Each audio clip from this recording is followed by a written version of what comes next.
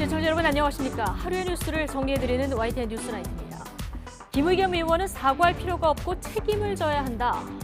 이미 청담동 술자리 의혹 관련해서 법적 대응을 예고했었던 한동훈 법무부 장관이 오늘 진짜 법적 대응에 나섰습니다. 대통령실은 천공이 둘러본 뒤에 한남동이 관저로 낙점됐다는 의혹 제기에 법적 대응에 들어갔는데요. 확인되지 않은 가짜뉴스에 단호히 대처해야 한다는 의견과 현직 법무부 장관과 대통령실의 고소고발은 적절한가 의견이 분분한데 잠시 뒤 나이트 포커스에서 다뤄보겠습니다. 화요일 뉴스나이트 오늘의 헤드라인부터 정리해드립니다.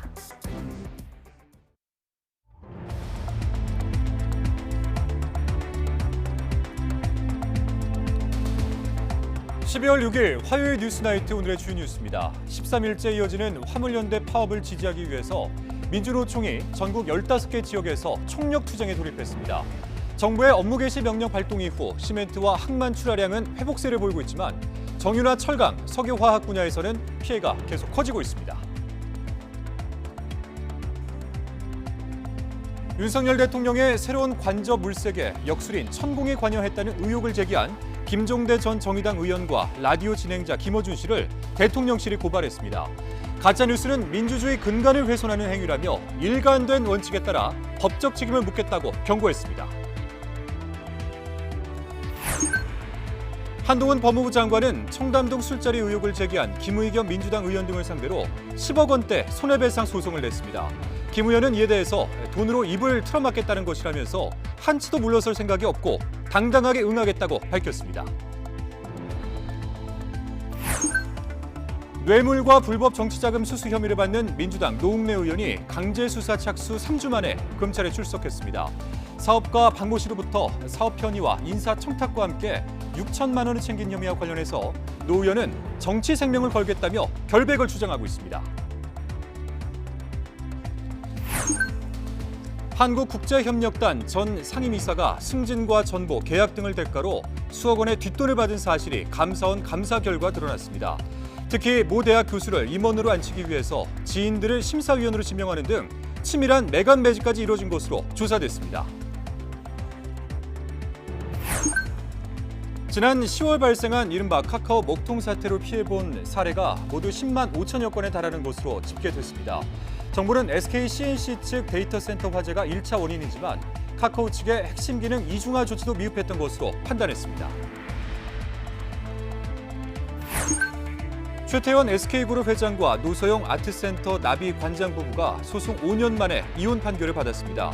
1심 재판부는 최 회장이 노 관장에게 재산 분할로만 665억 원을 지급하라고 주문했습니다. 네, 화물연대 파업 관련 소식부터 알아보겠습니다. 정부의 업무 개시 명령 발동 이후 시멘트와 항만 출하량은 회복세를 보이고 있습니다. 그러나 정유나 철강 등 분야는 여전히 피해가 큰데 정부는 피해가 더 커지기 전에 추가 업무 개시 명령 발동도 검토하고 있습니다. 윤혜리 기자입니다. 정부의 업무 개시 명령 발동 이후 전국의 항만 물동량과 시멘트 출하량은 회복세에 접어들었습니다. 하지만 정유와 철강, 석유화학 업계는 여전히 살얼음 판입니다. 안타깝게도 화물연대의 집단 운송 거부가 13일째 이어지고 민주노총의 총파업까지 가세하면서 민생과 산업 현장의 어려움이 가중되고 있습니다. 정부가 군용 탱크로리로 긴급 물량을 실어 나르고 있지만 휘발유나 경유 재고가 부족한 품절주 요소는 전국으로 확산하고 있습니다.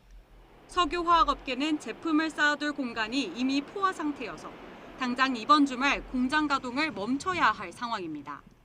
이미 일부 기업들은 지금 가동률을 이번 주 초부터 지금 줄이고 있는 기업들도 있는데요. 아마 이번 주말이면 많은 회사에서 지금 공장 가동이 중단되는 그런 상황도 생길 수 있다고 생각합니다. 철강업계도 이번 주 후반부터 원부자재 수급 차질로 공장 가동률이 낮아질 가능성이 큽니다. 화물연대 집단 운송 거부 12일간 주요 5개 업종 제품 출하 차질 규모는 3조 5천억 원으로 추산됩니다. 이처럼 피해가 누적되자 산업통상자원부는 정유와 철강, 석유화학 분야에도 업무 개시 명령 발동을 준비하고 있습니다. 국가경제위기 우려가 인정되는 경우에는 금주 중에라도 막대한 피해가 현실화되기 이전에 선제적으로 업무 개시 명령을 발동하고 신속하게 진행될 수 있도록 사전 준비도 완료하였습니다. 업무 미복 기자들에 대한 현장 조사도 속도를 내고 있습니다. 국토교통부는 운송을 재개하지 않은 업체나 화물 차주가 특정되는 즉시 형사고발과 행정처분을 진행하겠다는 방침입니다. 화물연대의 운송 거부 강요 여부를 조사 중인 공정거래위원회는 본부를 상대로 3차례 현장 조사를 시도했습니다. 화물연대는 국토부와의 교섭을 요구하고 있지만 정부는 업무 복귀가 먼저 이루어져야 대화를 나눌 수 있다는 입장을 굽히지 않으면서 양측 간 강대강 대치가 이어지고 있습니다. YTN 윤혜리입니다. 정부의 강력 조치에 대응해서 민주노총은 총파업 총력 투쟁으로 맞섰습니다. 다만 사업장 규모가 큰 곳들이 대거 빠지면서 힘은 약해진 모습인데 파업 동력 약화에도 동조 파업을 이어가겠다면서 목소리를 높였습니다. 김연아 기자입니다. 민주노총이 전국 15개 거점에서 총파업 총력 투쟁 대회를 시작했습니다. 2주 가까이 계속된 화물연대 파업을 지원하기 위해 건설노조와 서비스 연맹 등도 동참했습니다. 폭력으로, 폭압으로, 협박으로 화물 노동자들을 이렇게 짓밟고 있는 겁니다. 그리고 또 다른 특수고용 노동자들이 이렇게 힘을 합쳐서 정부에 대항할까 봐 두려운 겁니다. 이번 총파업으로 부산, 울산, 경남과 수도권 일부 건설 현장은 레미콘 부족에 건설 기계까지 멈추며 공사가 아예 중단됐습니다. 하지만 철도와 지하철 노조에 이어 현대제철과 대우조선해양, 현대차 노조가 빠졌고 현대중공업 조선소 3사 노조도 파업 연기로 방향을 트는 등 주력 부대들이 빠지면서 당초보다 동력이 약화한 모습입니다. 정부의 업무 개시 명령 확대 방침 등 강경 기조에 민주노총은 노동자와 화물연대를 악마화하고 있다며 강하게 반발했습니다. 노조가 죽어야 나라가 산다. 민폐노총 등 막말을 일삼는 정부와 국토부 장관이 자초한 것입니다.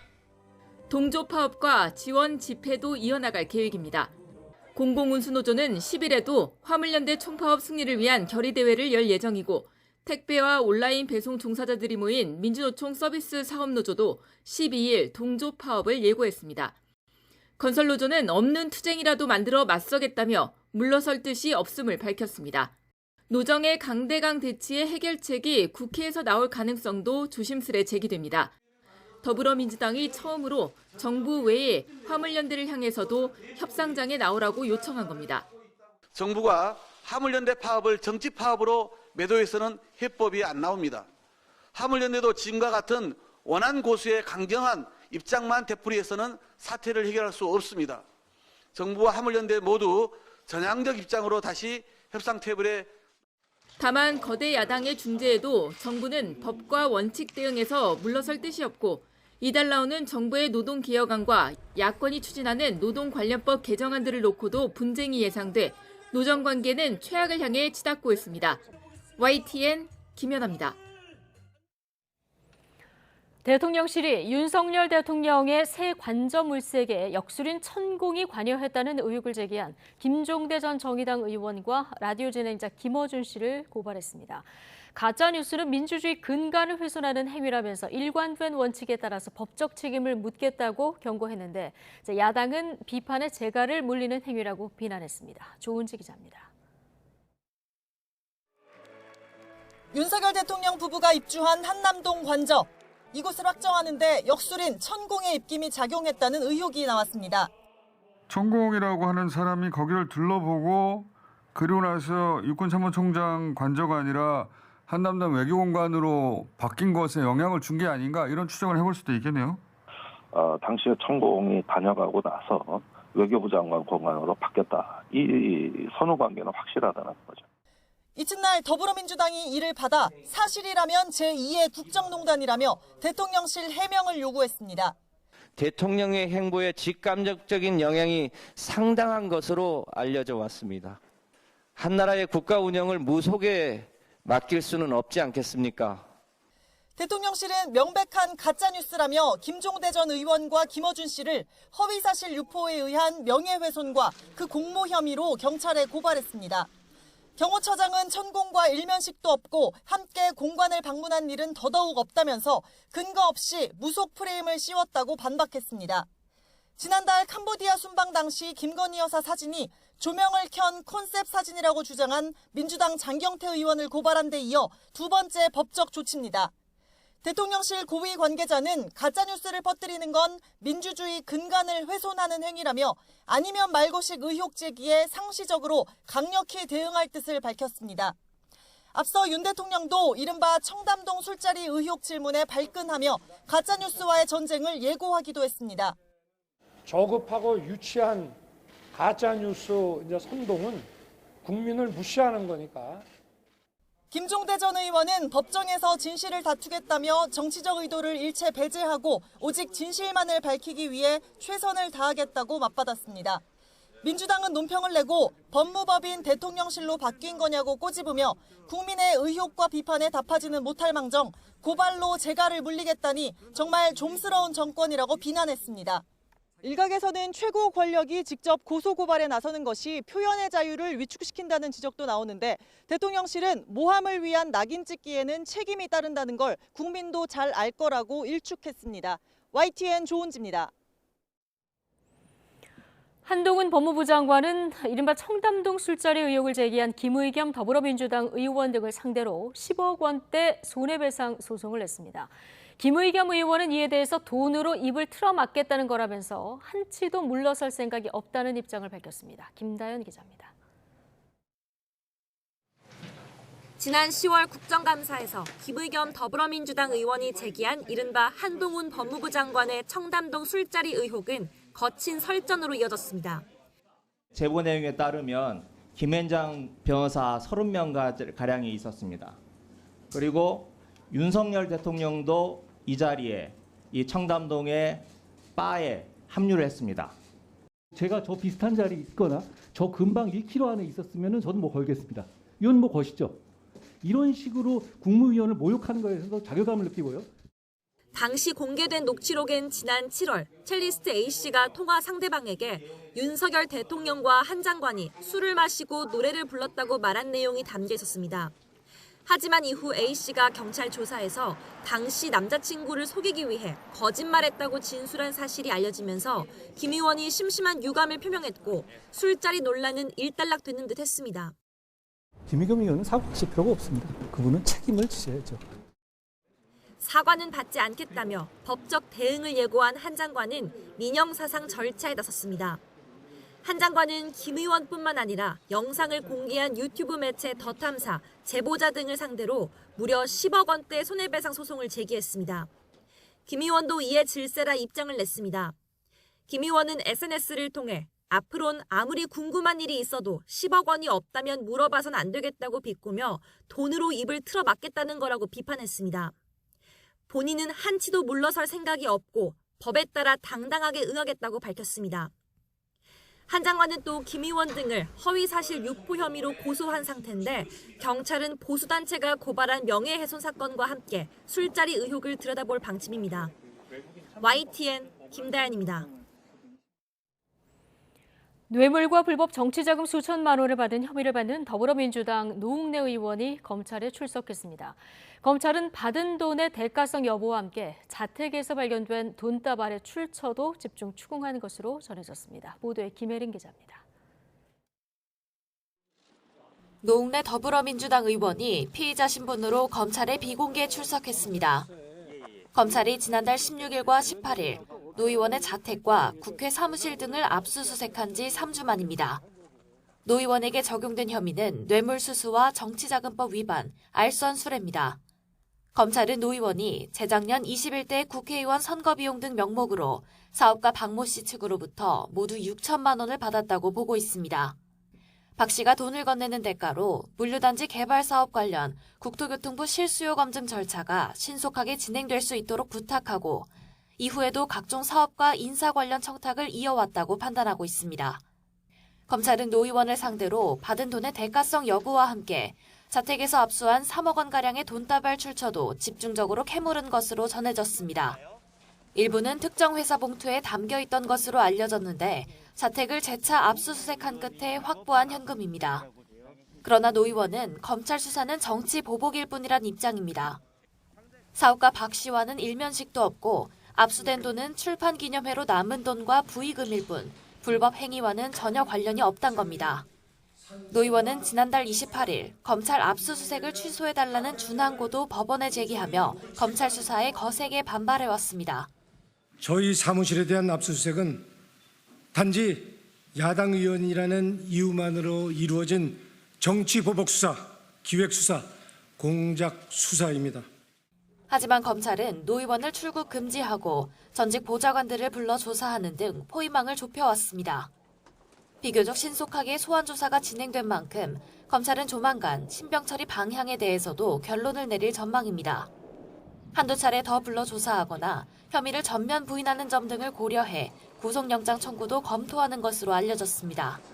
다만 노 의원은 회기 중 불체포 특권이 있는 현직 의원 신분이어서 구인장이 발부되는 구속영장 심사를 위해선 국회의 동의가 필요합니다.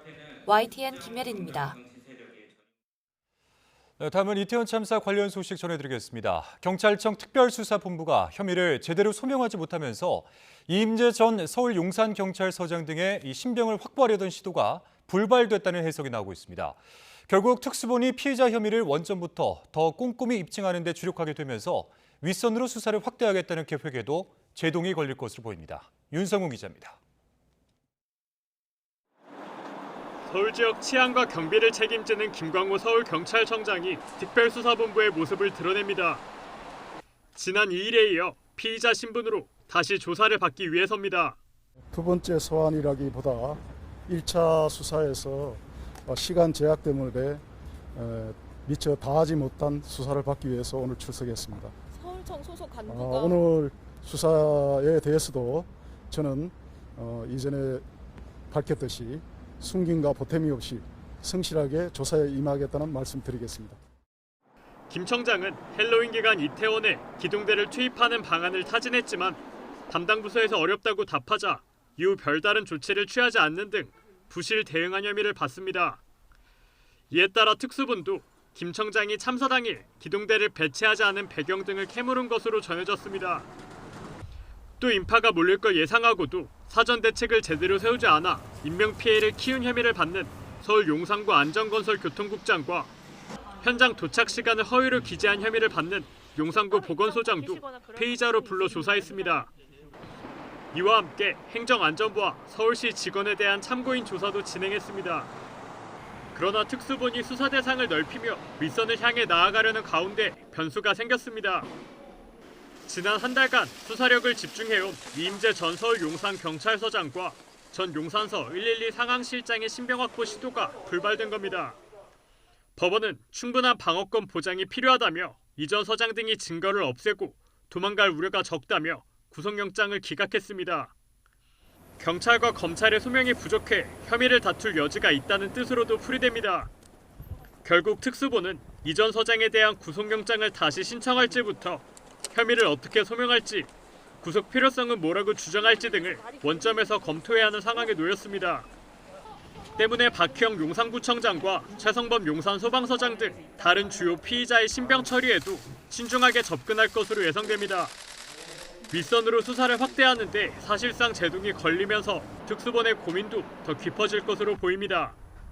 YTN 윤성훈입니다. 더불어민주당이 내일 이상민 행안부 장관에 대한 문책 방향을 논의하는 가운데 당내에서는 해임안 대신 탄핵소추안으로 직행하는 데 대한 부정적 기류가 읽히고 있습니다. 국민의힘에서는 이 장관에 대한 문책을 강행한다면 예산안 처리가 파행을 빚을 거라고 경고했는데요. 여야 원내대표에게 공이 넘어온 예산안 논의에 어떤 영향을 줄지 관심이 모아지고 있습니다. 김승환 기자입니다. 더불어민주당 원내지도부는 이상민 장관에 대한 탄핵소추안 등에 대해 당내 의견을 듣고 있습니다. 현재까지 다양한 경로로 당내 의견들을 모든 가능성을 열어놓은 채로 수렴을 하고 있습니다. 원내대표 출신 의원들은 박홍근 원내대표와 비공개로 만난 자리에서 실효성 없는 탄핵안까지 끌고 갈 필요가 없다는 의견을 전달했습니다. 윤석열 정부의 실정 지적을 위해선 해임 건의안으로도 충분하다는 겁니다. 당 상임위원회 간사단 회의에서도 일부 탄핵소추안으로 직행하자는 주장이 나왔지만 대부분 해임 건의안에 무게를 실었습니다. 민주당은 의원총회에서 의견을 듣고 최종 문책 방향을 정하겠다는 방침입니다. 문제는 국민의힘이 민주당이 해임안이나 탄핵안을 본회의에 올릴 경우 예산안 처리는 없다는 강경한 입장이라는 겁니다. 예산안 협상은 여야 원내대표들 간 담판을 통해 매듭짓게 됐는데 결국 다시 이상민 장관 거취가 뇌관이 될 수밖에 없습니다. 여기에 이른바 권력기관과 신재생 에너지 예산 등에선 이견을 좁혔지만 지역화폐와 대통령실 이전 예산 등 쟁점은 여전한 것으로 알려졌습니다. 의견 접근을 보지 못한 부분에 관해서 양당 원내대표들이 그 의견을 듣는 시간을 가지도록 그래 했습니다. 2+2에서 논의되었던 것들에 대해서 서로 보고하고 또 확인하는 시간을 갖고 그 쟁점을 더 좁혀나가는 노력들을 본격적으로 더 하기로. 여야 모두 정기국회 안에 내년 예산안을 처리해야 한다는 데 공감대가 있지만 쟁점 예산에 이상민 장관 변수까지 맞물려 실현 가능할지는 불투명합니다. YTN 김승환입니다.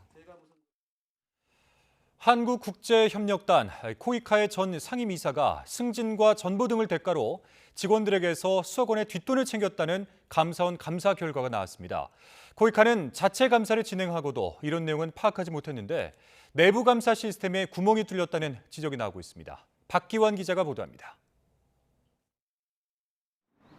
시민단체 활동가 출신인 A씨는 지난 2018년 2월부터 한국국제협력단 코이카의 상임이사로 취임했습니다.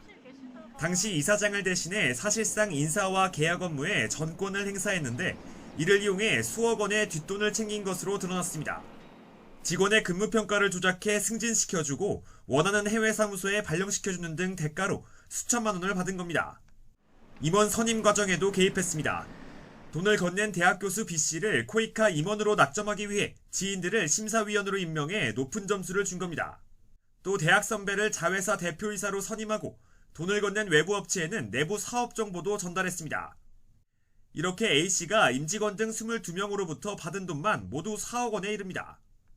관련 사실을 파악한 감사원은 A씨와 임직원 15명을 뇌물수수 혐의로 검찰에 수사를 요청했습니다.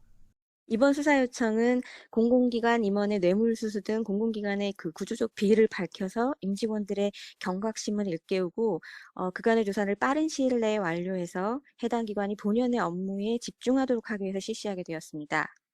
코이카는 당시 자체 감사에서 임직원들이 뇌물을 건넨 게 아니라 빌려준 것이라고 주장했고 실제 빚을 갚지 못한 A씨를 사기 혐의로 고소해 감사를 종결했다고 밝혔습니다. 다만 인사청탁 등을 밝혀내지 못한 점은 송구하다고 덧붙였습니다. 감사원은 A씨에 대한 자체 감사에 문제가 없었는지 등에 대해서도 감사를 계속할 예정입니다. YTN 박견입니다. 북한이 9.19 군사합의로 설정한 해상 완충구역에 이틀 연속 포사격을 실시했습니다. 합동참모본부는 북한이 오늘 오전 10시쯤부터 오후 6시 이후까지 강원도 고성군 일대에서 북방 한계선 이북에 동해 해상 완충구역으로 방사포 100여 발을 발사했다고 밝혔습니다. 북한은 어제도 동서해상 완충구역에 방사포 130여 발을 쏘며 9.19 군사합의를 위반했습니다. 윤석열 정부의 첫 국방백서에는 북한군이 우리의 적이라는 표현이 담길 것으로 보입니다. 올해 들어서 북한의 도발이 더욱 거세지고 있기 때문인데 북한을 적으로 규정한 건 지난 2016년 이후에 6년 만입니다. 신준명 기자입니다. 문재인 정부 때인 지난 2020년 발간된 국방백서입니다. 2018년과 마찬가지로 북한은 적이라는 표현은 없습니다. 다만 주권, 국토, 국민, 재산을 위협하고 침해하는 세력을 우리의 적으로 간주한다며 광범위한 적 개념을 유지했습니다. 하지만 올해 국방백서에서는 북한 정권과 북한군을 적으로 규정하는 표현이 부활할 방침입니다. 북한 체제를 적으로 규정하는 표현을 국방백서에 명시하는 건 지난 2016년 이후 6년 만입니다. 북한의 핵 미사일을 포함한 군사적 도발과 위협이 지속되고 있기 때문에 내년 초에 발간할 2022년 국방백서에 북한 정권과 북한군에 대한 분명한 인식이 포함되도록 할 것입니다. 지난 1995년부터 국방백서에서 처음 사용돼 2000년까지 유지된 북한은 주적 개념은 남북 화해 분위기에 따라 2004년부터 직접적 군사 위협 등의 표현으로 바뀌었습니다. 2010년 천안함 폭침과 연평도 포격을 계기로 북한 정권과 북한군은 적이란 표현이 등장했고 박근혜 정권까지 유지됐습니다. 이후 문재인 정부에서 3차 남북 정상회담과 9.19 군사합의 등 변화된 남북 관계를 반영해 북한은 적 표현을 국방백서에서 삭제했습니다. 윤석열 대통령은 대선 후보 시절인 지난 1월 초 북한의 탄도미사일 발사 직후 SNS에 주적은 북한이라는 글을 올렸고 당선인 신분이었던 지난 4월엔 한 외신 인터뷰에서 한국의 주적은 북한이라고 재차 강조하기도 했습니다. 앞서 대통령직 인수위원회도 북한 정권과 북한군이 우리의 적임을 분명히 인식할 수 있도록 국방백서에 명기하는 방안을 검토한다고 밝혔습니다. 군 관계자는 올해 국방백서에 들어갈 구체적인 표현은 검토 중이라며 다만 주적이라는 최고 수위의 표현이 부활할 가능성은 다소 낮다고 설명했습니다. YTN 신준명입니다.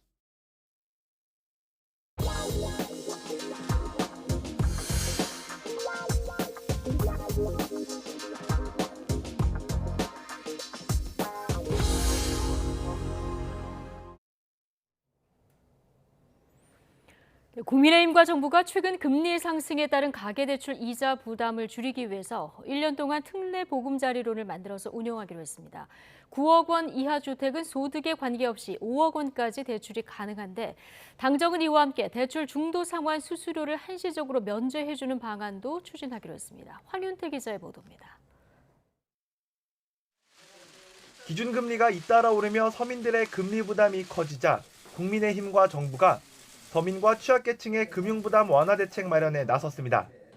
당정은 먼저 1년 동안 한시적으로 기존 안심전환 대출과 적격 대출을 특례 보금자리론으로 통합해 운용하기로 했습니다. 소득에 상관없이 9억 원 이하 주택에 최대 5억 원까지 대출이 가능합니다.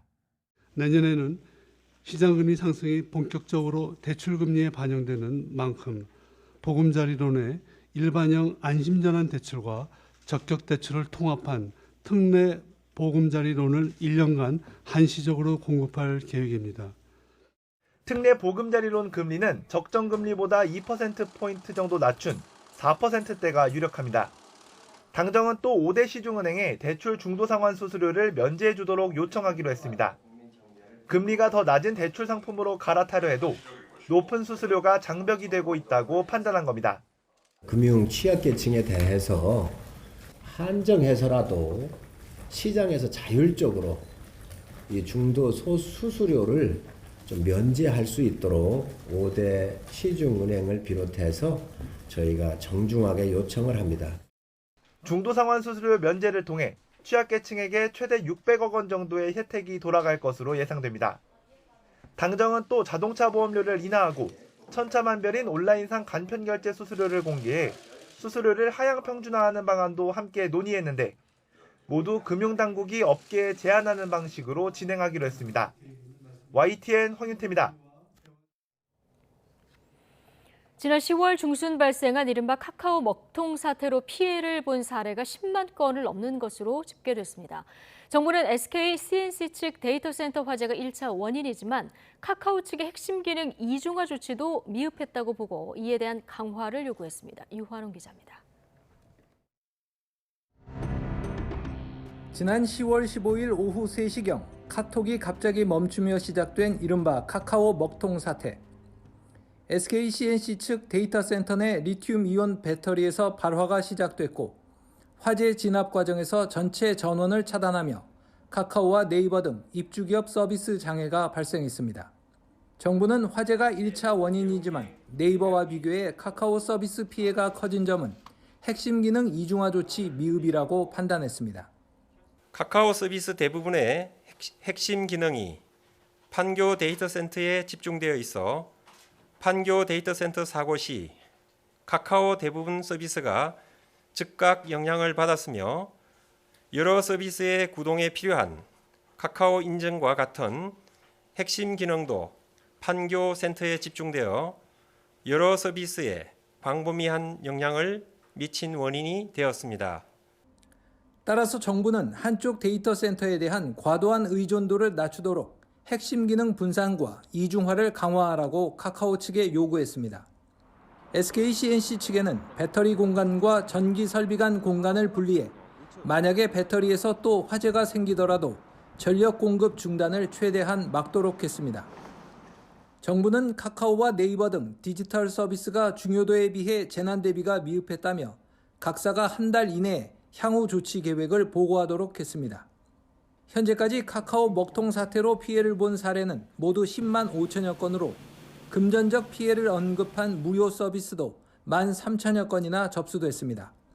카카오 측은 협의체가 구성돼 무료 서비스 피해에 대한 보상 기준과 금액 등을 논의 중이라고 밝혔습니다. YTN 류환홍입니다. 네, 최태원 SK 회장과 노소영 아트센터 나비관장 부부가 법적 절차 5년 만에 1심에서 이혼 판결을 받았습니다. 재판부는 최 회장에게 혼인 파탄에 주된 책임이 있다고 판단하면서도 최 회장 보유의 SK 주식도 재산 분할을 해달라는 노 관장의 청구는 받아들이지 않았습니다. 자, 일부 재산에만 노 관장이 기여한 것으로 인정해 665억 원을 지급하라고 판결했습니다. 홍민기 기자입니다. 최태원 SK 회장과 노소영 아트센터 나비 관장은 지난 1988년 9월 청와대에서 결혼식을 올렸습니다. 대통령의 딸과 재벌가 사이 혼인은 세간에 큰 화제를 낳았습니다. 그러나 결혼 20여 년 만인 지난 2015년 최 회장은 언론을 통해 혼외 자녀가 있다는 사실을 공개하고 2년 뒤엔 법원에 이혼 조정 신청을 냈습니다. 가정을 지키겠다며 이혼에 반대하던 노 관장은 2019년 12월 이혼에 응하겠다며 위자료 등을 청구하는 맞소송을 냈습니다. 양측 모두 이혼 자체엔 동의하면서 이목은 천문학적 재산이 어떻게 나뉘는지에 더욱 쏠렸습니다. 노 관장 측이 청구한 금액은 위자료 3억 원과 최 회장이 보유한 SK 주식 가운데 50%로 현재 가치로 1조 3천억여 원에 달합니다. 양측은 최 회장의 재산 형성 과정에 노 관장이 얼마나 기여했는지를 두고 치열하게 맞섰습니다. 노 관장 측은 결혼 기간이 오래된 점을 고려해 증여받은 재산도 공동재산으로 봐야 한다고 주장해온 것으로 알려졌지만 최 회장 측은 그동안 증여 상속으로 취득한 SK 계열사 지분은 원칙적으로 재산 분할 대상이 아니라고 맞섰습니다. 1심 법원은 사실상 최 회장 측의 손을 들어줬습니다. 재판부는 두 사람의 이혼을 선고하고 최 회장이 노 관장에게 위자료 1억 원과 재산 분할로 665억 원을 지급하라고 판결했습니다. 노 관장이 SK 주식의 형성과 가치 상승 등에 실질적으로 기여한 거로 보기 어렵다며 SK 주식을 제외한 최 회장의 부동산과 퇴직금, 예금 등만 재산 분할 대상으로 인정된다고 판단한 겁니다. 이혼 소송 5년 만에 1심 판결이 나왔지만 법정 싸움이 이어질 거라는 전망도 나옵니다. 양측 모두 판결문을 검토한 뒤 항소 여부를 결정할 것으로 보입니다. YTN 홍민기입니다. 15개월 된 딸이 숨지자 3년 동안이나 시신을 숨겨두고 양육수당까지 받아 챙긴 친부모가 구속됐습니다. 다만 아이를 학대해서 숨지게 했다는 아동학대 치사 혐의는 적용되지가 않았는데요. 경찰은 사망 원인을 알아낼 수가 없어서 학대와 이 사망 사이의 인과관계를 입증하기 어려웠다고 설명했습니다. 김건우 기자입니다. 모자를 푹 눌러 쓴 남녀가 경찰관에게 이끌려 구속 전 피의자 신문을 받기 위해 차례로 법정에 들어섭니다. 재작년 초 15개월 된 딸이 숨지자 시신을 여행 가방과 김치통에 숨겨두고 양육수당 등 수백만 원도 받아 챙긴 혐의를 받는 친부모 34살 A씨와 전 남편 29살 B씨입니다. 혐의 인정하시나요? 아이한테 하실 말씀 없으세요? 친모 A씨가 아이를 학대해 숨지게 했다는 혐의는 애초 경찰이 구속영장을 신청할 때는 포함됐지만 검찰의 청구 과정에선 제외됐습니다. 대신 생후 15개월이면 백신을 모두 18차례 접종했어야 하는데 3번만 마치고 집에 혼자 두는 등 방치한 혐의만 더해졌습니다. 아이를 방임하고 시신을 숨긴 혐의는 나왔지만 정작 죽음에 이르게 한 부분은 제대로 입증되지 않았다는 의미입니다. 경찰 관계자는 시신이 심하게 부패해 사망 원인을 알아낼 수 없다는 국립과학수사연구원의 부검 결과가 나왔다며 직접적인 인과관계를 입증하기 어려워 검찰과 조율에 치사 혐의는 적용하지 않았다고 설명했습니다. 특히 두개골에서 발견된 구멍은 숨진 뒤 발생한 것으로 추정된다고 덧붙였습니다. 앞서 친모 A씨는 경찰 조사에서 딸이 갑자기 숨졌는데 자신의 탓이 될까봐 두려워 시신을 숨긴 거라며 살해 혐의는 부인했습니다. 결국 이 주장을 깰 결정적 증거를 경찰이 아직 찾지 못한 것으로 풀이되는데 앞으로 경찰 보안 수사의 초점도 치사 혐의를 밝혀내는 데 맞춰질 전망입니다. YTN 김근우입니다. 대전시와 충청남도 등 지자체들이 실내 마스크 의무를 해제하겠다고 나서면서 이 해제 시점에 관심이 모아지고 있습니다. 방역당국은 그동안 내년 봄쯤 해제가 가능할 것이다 이렇게 밝혀왔었는데요.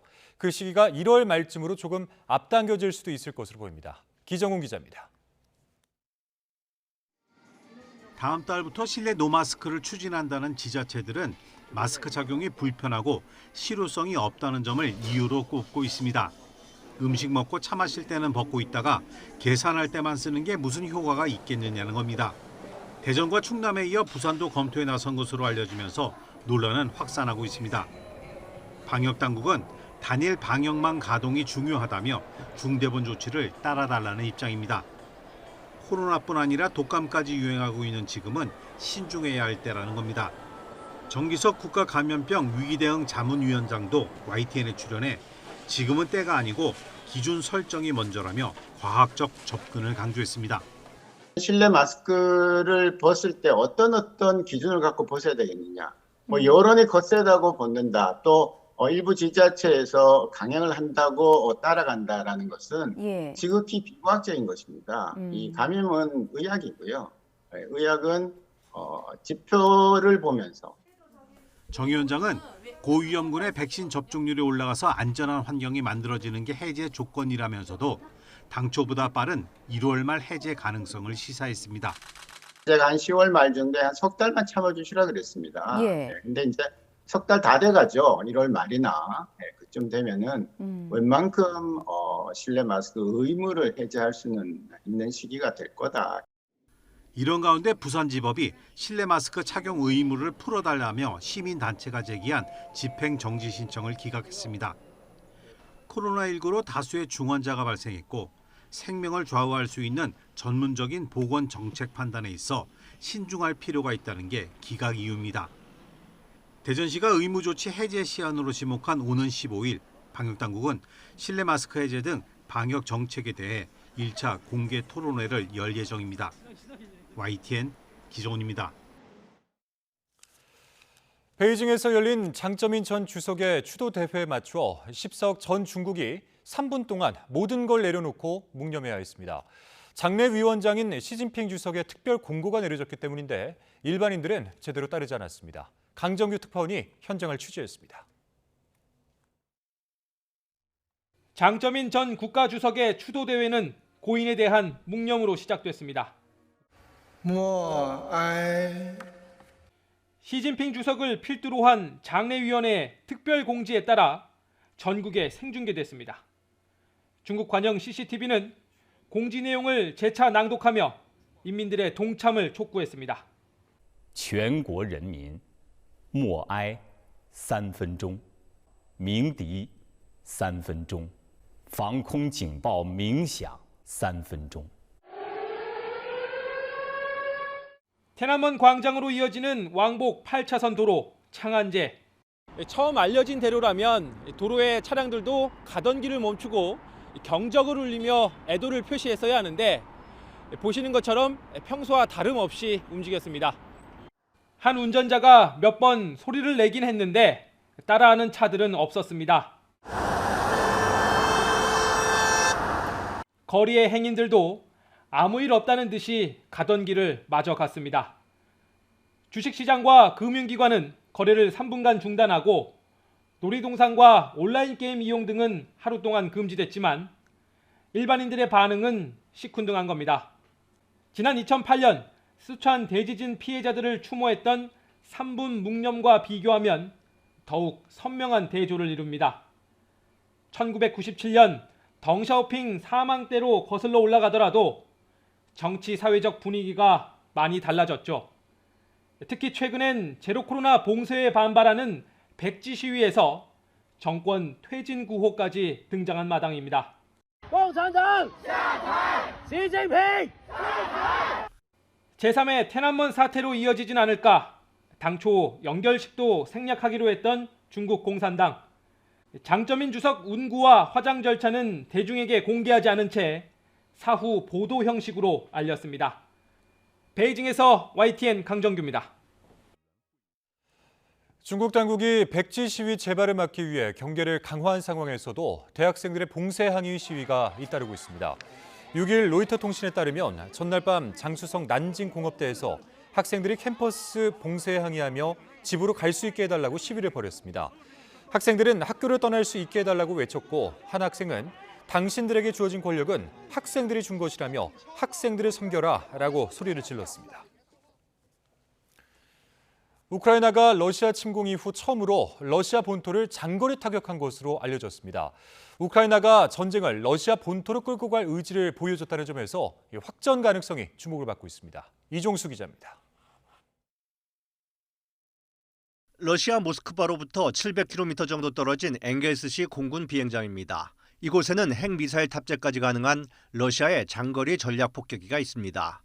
러시아군은 현지 시간 지난 5일 이 엥겔스시와 라잔시 군사 비행장 두 곳이 공습을 받았다고 밝혔습니다. В результате падения и взрыва на российских аэродромах обломков реактивных беспилотников была незначительно повреждена обшивка корпусов двух самолетов. Трое российских военнослужащих технического состава, находившихся на аэродроме, получили смертельные ранения. 러시아군은 우크라이나가 사용한 무기가 구소련제 제트 엔진을 장착한 드론에서 발사됐다고 했습니다. 이 드론이 우크라이나 영토에서 발사됐다고 뉴욕타임스는 보도했습니다. 공격받은 라잔과 엥겔스시는 모스크바에서 각각 200km, 700km 정도밖에 떨어지지 않은 비교적 러시아의 깊숙한 본토로 평가됩니다. 우크라이나군이 이번 드론 공습으로 지난 2월 14일 전쟁 발발 후 처음으로 러시아 본토 장거리 타격 능력을 보여준 것으로 뉴욕타임스는 평가했습니다. 이와 함께 순항 미사일을 앞세운 러시아의 우크라이나 기간시설 폭격에 반격할 수 있다는 점도 알렸다는 것입니다. 러시아는 서방 사회가 유가 상한제를 도입해 러시아의 돈줄 조이기에 나서자 우크라이나에 다시 미사일 세례를 퍼부었습니다. Ворог дуже сподівається використати зиму проти нас, зробити зимовий холод і труднощі частиною свого терору. Ми ж маємо зробити все, щоб вистояти цю зиму, як би це не було. 우크라이나가 장거리 드론을 개발해 러시아 본토 공격에 나선 것으로 알려지면서 확전을 우려해온 서방이 난처해질 것으로 보입니다. YTN 이종수입니다.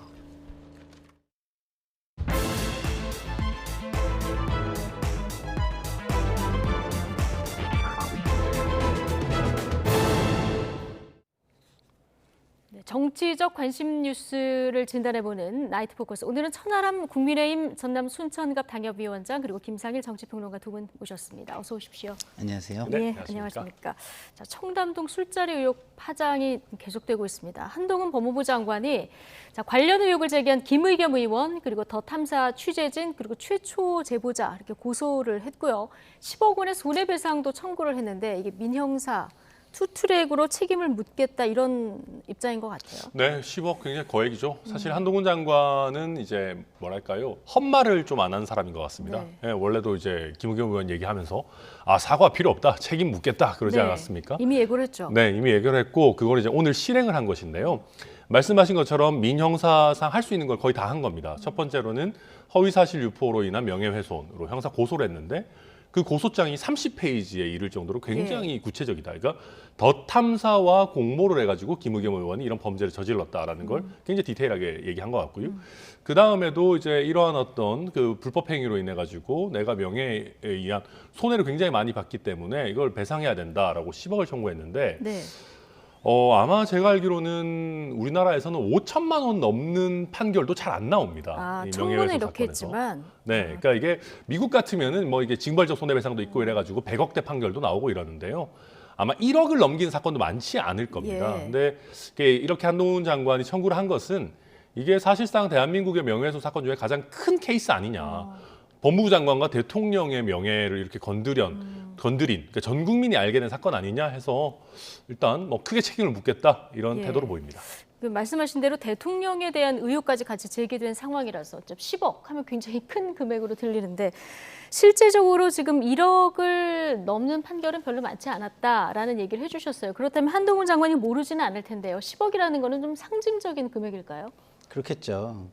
제가 볼 때 한동훈 장관은 천상 검사만 하셨어야 되는 분 같아요. 제가 볼 때는 뭐 개인의 뭐 잘잘못 가리고 뭐 이런 거는 굉장히 잘하시는 것 같은데 본인이 지금 가지고 있는 위치, 그거의 의미 이런 건 좀 잘 모르는 것 같아요. 왜냐하면 이거 굉장히 개인적인 거거든요. 장관의 명예를 실추시켰다? 아니 민주주의 국가에서 장관 비판할 수 있죠. 힘이 있는 사람들을 비판할 수 있습니다. 그럼 힘이 있는 사람들은요. 그 힘을 가지고 그거를 힘없는 사람에게 해명하고 입증을 해주면 돼요. 네. 근데 이제 그렇게 안 하고 모든 걸 법으로 지금 해결하는 거죠. 근데 법으로 해결하면 본인은 좋겠죠. 뭐 자기 이익이나 자기 감정적 만족은 뭐 있을 거예요. 그렇지만 법무부 장관이란 자리가 예. 국회와 함께 국민을 위해서 해야 될 것이 굉장히 많은 자리잖아요. 근데 이걸 국무위원일 때 굳이 했어야 했나? 이거 공소시효도 제가 알기로 뭐 한 5년 뭐 이렇게 될 겁니다. 그러면 장관 그만두고 하셔도 돼요. 지금은 국무위원으로서 더 큰 일, 더 큰 공익, 국민을 위한 일 이런 데 좀 신경을 쓰셔야 되는데 그런 것에는 좀 관심이 좀 없어 보여서 저는 역시 검사 DNA를 버릴 수가 없구나 이런 생각이 들었습니다. 자, 한동훈 장관의 대응이 좀 적절치는 않다 이런 지적을 해주셨는데 김의겸 의원은 그럼 10억 없으면 궁금한 것도 못 물어보냐. 오늘도 나는 끝까지 물러설 생각이 없다. 이렇게 이제 얘기를 했는데 김의겸 의원도 이게 지금 최초 제보자가 이 거짓말이었다 이렇게 얘기를 한 상황 아니겠습니까? 근데 돌아가도 나는 똑같이 질문을 하겠다 이렇게 얘기를 했고요. 유감은 표명했는데 직접적인 사과는 또 없었습니다. 자, 이 부분은 어떻게 봐야 될까요? 저는 뭐 좀 약간 제가 개인적으로 아는 분이라 이런 얘기를 하기가 좀 괴롭긴 한데 이미 정치인으로서의 힘, 언어의 힘이죠. 그 신뢰를 저는 잃었다고 생각합니다. 김의겸 의원은. 자, 이런 어쨌든 최초의 그 제보, 그러니까 의혹 제기의 근거가 됐던 그 여성의 녹취, 그 녹취의 주인공이 아니라고 얘기했잖아요. 그럼 이걸 계속해서 그래도 무언가 있는 것처럼 얘기하려면 뭔가 새로운 거가 있어야 돼요. 그 외의 것을. 그러면 새로운 게 없으면 일단은 본인이 제기한 근거가 흔들렸잖아요. 그럼 그 부분에 대해서는 제가 볼 때는 적어도 새로운 거를 제시하지 못하면 자기가 경솔했다는 거 정도는 인정을 하는 게 맞다고 저는 봅니다. 그렇지 않으면 국민들이 앞으로 김의겸 의원의 언어, 말 이거에 대한 신뢰를 조금이라도 부여할 수가 있겠습니까?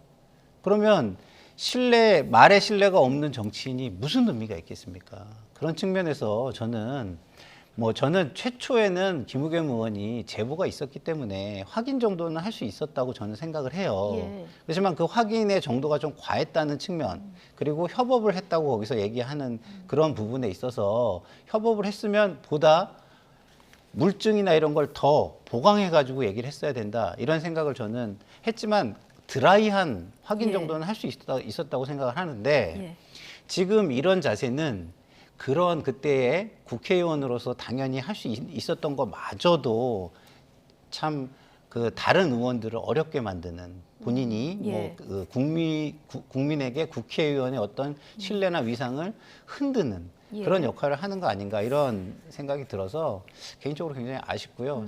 잘 아는 분인데 이런 얘기를 하게 돼서 개인적으로 좀 괴롭기도 합니다. 아는 분은 아닌 분이고 또 정치평론가 김상일 정치평론가의 평론은 또 평론이니까요. 그렇죠. 어쨌든 거짓말로 드러난 이후에는 뭔가 좀 진솔한 입장 표명이 있었어야 되지 않았을까 이런 아쉬움도 좀 표명을 해주셨는데 자, 관련 의혹이요. 지난 10월 24일 국감장에서 김의겸 의원이 이제 녹취까지 틀면서 제기를 했는데 한동훈 장관과 김의겸 의원 두 사람의 정면 충돌이 있었죠. 당시 화면 잠깐 보고 오시죠. 저를 지금 스토킹하는 쪽하고 같이 야합해서 말씀하신 거잖아요. 그렇죠? 지금 아까도 조금 전에 저한테 또 스토킹하지 붙어서 이거 물어보던데 지금 그 얘기 같이 하신 거잖아요. 혹시 그 스토킹의 배우가 김의겸 의원이십니까? 맞습니다. 제가 더 탐사하고 같이 협업을 한 건 맞습니다. 하지만 그걸 야합이라고 말씀하시는 건 지나치다고 생각을 하고 뭔가 오해를 하시나 본데. 지금 얘기한 이 부분이요. 김의겸 의원이 제가 더 탐사하고 같이 협업한 건 맞다. 자, 국회에서 이 얘기를 했는데 이 부분이 앞으로 이제 쟁점이 되는 겁니까? 네, 그렇습니다. 이제 협업한 것을 공모한 걸로 볼 수 있겠느냐가 핵심입니다. 근데 이제 여기서 중요한 것은 결국은 더 탐사와 김의겸 의원 쪽에서 이 한동훈 장관과 관련한 의혹이 허위라는 거를 인식했느냐, 아니면은 최소한 충분히 인식할 수 있었느냐가 핵심이고요.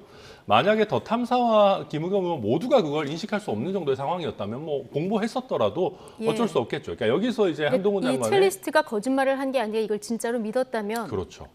그런데 이제 그 믿었는지 안 믿었는지는 사실 내면에 있기 때문에 저희가 알 방법이 없지 않습니까? 판사들도 그렇죠. 신이 아니니까요. 그러니까 이제 주의 정황을 봤을 때 이 정도면 합리적으로 믿을 수 있었겠냐를 보게 되는 것이고요. 한동훈 장관이 얘기하는 거는 이거는 정말 믿을 수 없는, 그러니까 경호라든지 아니면 이 뭐 김앤장의 생리를 조금이라도 안다면은 불가능한 것인데, 한동훈 장관에 대해서 악의적으로 모함하기 위해서 의도를 가지고, 그러니까 의도성 있게 악의적인 어떤 행태를 보였느냐, 그걸 또 같이 했느냐, 이런 부분이 앞으로 쟁점이 될 겁니다. 아, 그렇군요. 그러니까 국회의원은 일단 면책특권이 있는데 한동훈 장관은 일단 공모를 했다고 하고 김의겸 의원은 이제 협업을 했다고 얘기를 하고 있는데, 어쨌든 그 행위가 국회 밖에서 이루어졌기 때문에 이게 면책특권 대상이 안 된다, 이런 주장 아니겠습니까? 그러니까 안 될 수도 있다라는 주장이죠. 그런데 지금 말씀하신 대로 지금 의도성이 있었느냐 없었느냐, 그렇죠. 이 부분까지 그거를 따져봐야 판정을 해야 거예요? 되는 거죠. 그래서 이게 뭐 이렇게 굉장히 중한 일을 뭐 확인도 없이 무조건 공격을 하기 위해서 뭐 내지는 어떤 일정 정도의 뭐 의구심이나 확인 작업이 있었음에도 불구하고 했느냐, 뭐 이런 것들을 수사를 통해서 밝혀내야 될 것 같고요. 저는 어쨌든 김의겸 의원이 지금 저는 좀 사과를 해주고 한동훈 장관도 좀 철회를 해주고 이게 정치를 좀 복원했으면 좋겠다, 이런 바람이 굉장히 큽니다. 알겠습니다. 자, 그런데 이 술자리 의혹 제기 말고 한동훈 장관의 앞서서 차량 스토킹이 있었고요. 더 탐사 측에서 한동훈 장관 자택 바로 앞까지 들어가서 이제 방송을 해서 주소가 노출되는 이런 일까지 있어서 이미 이제 고소고발이 시민단체에서도 고소고발을 한 부분이 있는데, 이 앞으로 이렇게 좀 복잡하게 얽혀 있는 이 부분 수사 어떻게 해야 됩니까? 네, 뭐 수사는 차근차근 하기는 하겠지만요. 저도 사실은 김상희 평론가님과 같은 생각입니다. 이게 이럴 일이 아닙니다. 그리고 어찌 보면은 국무위원이 임기 중에, 재임 중에 어떤 뭐 그게 뭐 야당 국회의원 됐든 다른 뭐 매체가 됐든 고소고발하는 게 별로 안 좋은 선례입니다. 그럼에도 불구하고 사실은 역효과나 뭐 역풍 이런 게 별로 없어요. 왜냐하면 말씀하신 것처럼 저분들이 도를 넘었기 때문이거든요. 막 집 찾아가지고 저렇게 막 도어랑 누르고, 사실 굉장히 공포스러운 일이란 말입니다. 아무리 한동훈 장관이 법무부 장관이라도. 그래서 그러다 보니까 역풍이 없는데, 만약에 김의겸 의원이 정말 진솔하게 사과하고 내가 잘못했다, 더 탐사도 이런 거 좀 멈춰라라고 얘기했다면 한동훈 장관이 굉장히 뻘쭘한 상황이 됐을 겁니다. 그럼에도 불구하고 고소고발을 했다면은 이게 정치적인 역풍을 맞았을 텐데, 제가 양비론 이런 거 싫어합니다만은 둘 다 잘못하고 어떻게 보면 있기 때문에 이게 정치적으로는 플러스 마이너스 제로로 가고 있다. 뭐 일단 고소가 됐으니까 뭐 이런저런 거 쭉 묶어가지고 전체적으로 아까 말씀드렸던 악의적으로 한동훈 장관을 괴롭히는 거냐, 이게 전체 과정이. 그거를 수사기관은 차근차근 들여다볼 걸로도 보입니다. 제가 짧게 좀 말씀을 드리면 양비론이라는 표현 저 되게 싫어하거든요. 왜냐하면 우리나라에 두 사람의 의견 중에 한쪽에 줄 서야 되는 나라 아니잖아요. 제3의 의견이 존재할 수 있잖아요. 다양한 의견이 존재할 수 있는데 왜 무조건 한쪽 편을 들지 않으면 양비론이라고 우리가 일컬어져야 되는지, 그 부분에 대해서 저는 동의하지 않는다, 이런 말씀을 좀 드리고요. 이 상황에 대해서 저는 이런 말씀을 드리고 싶어요. 지금 고위층, 지금 지도층 인사들이 지금 생각해야 되는 게 이런 거예요. 남이 잘못한 게 있으면 내가 잘못해도 나의 잘못은 인정받을 수 있다, 이런 생각을 하는 것 같아요. 그러나 남의 잘못이 나의 잘못을 정당화시켜주지 않는다, 이 말씀을 꼭 드리고 싶습니다. 저는. 알겠습니다. 이런 가운데요, 또 대통령실이 김종대 전 정의당 의원 그리고 TBS 라디오 진행자죠 김어준 씨를 오늘 또 형사 고발했는데, 어떤 발언을 문제 삼고 있는 걸까요? 직접 듣고 오시죠. 국방부 고위 관계자로부터 사실은 그 육군 참모총장 공간에 천공이 나타났다. 용산 그 국방부 청사 앞에 헬기장이 있는데 헬기장 앞에 육군 참모총장 서울 사무소가 있습니다. 여기에도 천공이 다녀갔다. 이런 어떤 구체적인 증언을 듣기 이릅니다.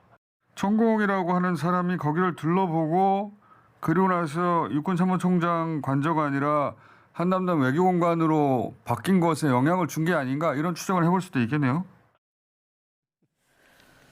네, 자, 윤 대통령이 관저를 물색할 때 이제 천공으로 알려진 역술인이 개입했다. 자, 이런 주장이고요. 근거는 국방부 관계자의 이야기를 들었다. 이건데요. 자, 이에 대해서 대통령실도 경호처도 육군도 다 아니라고 하고 있어요.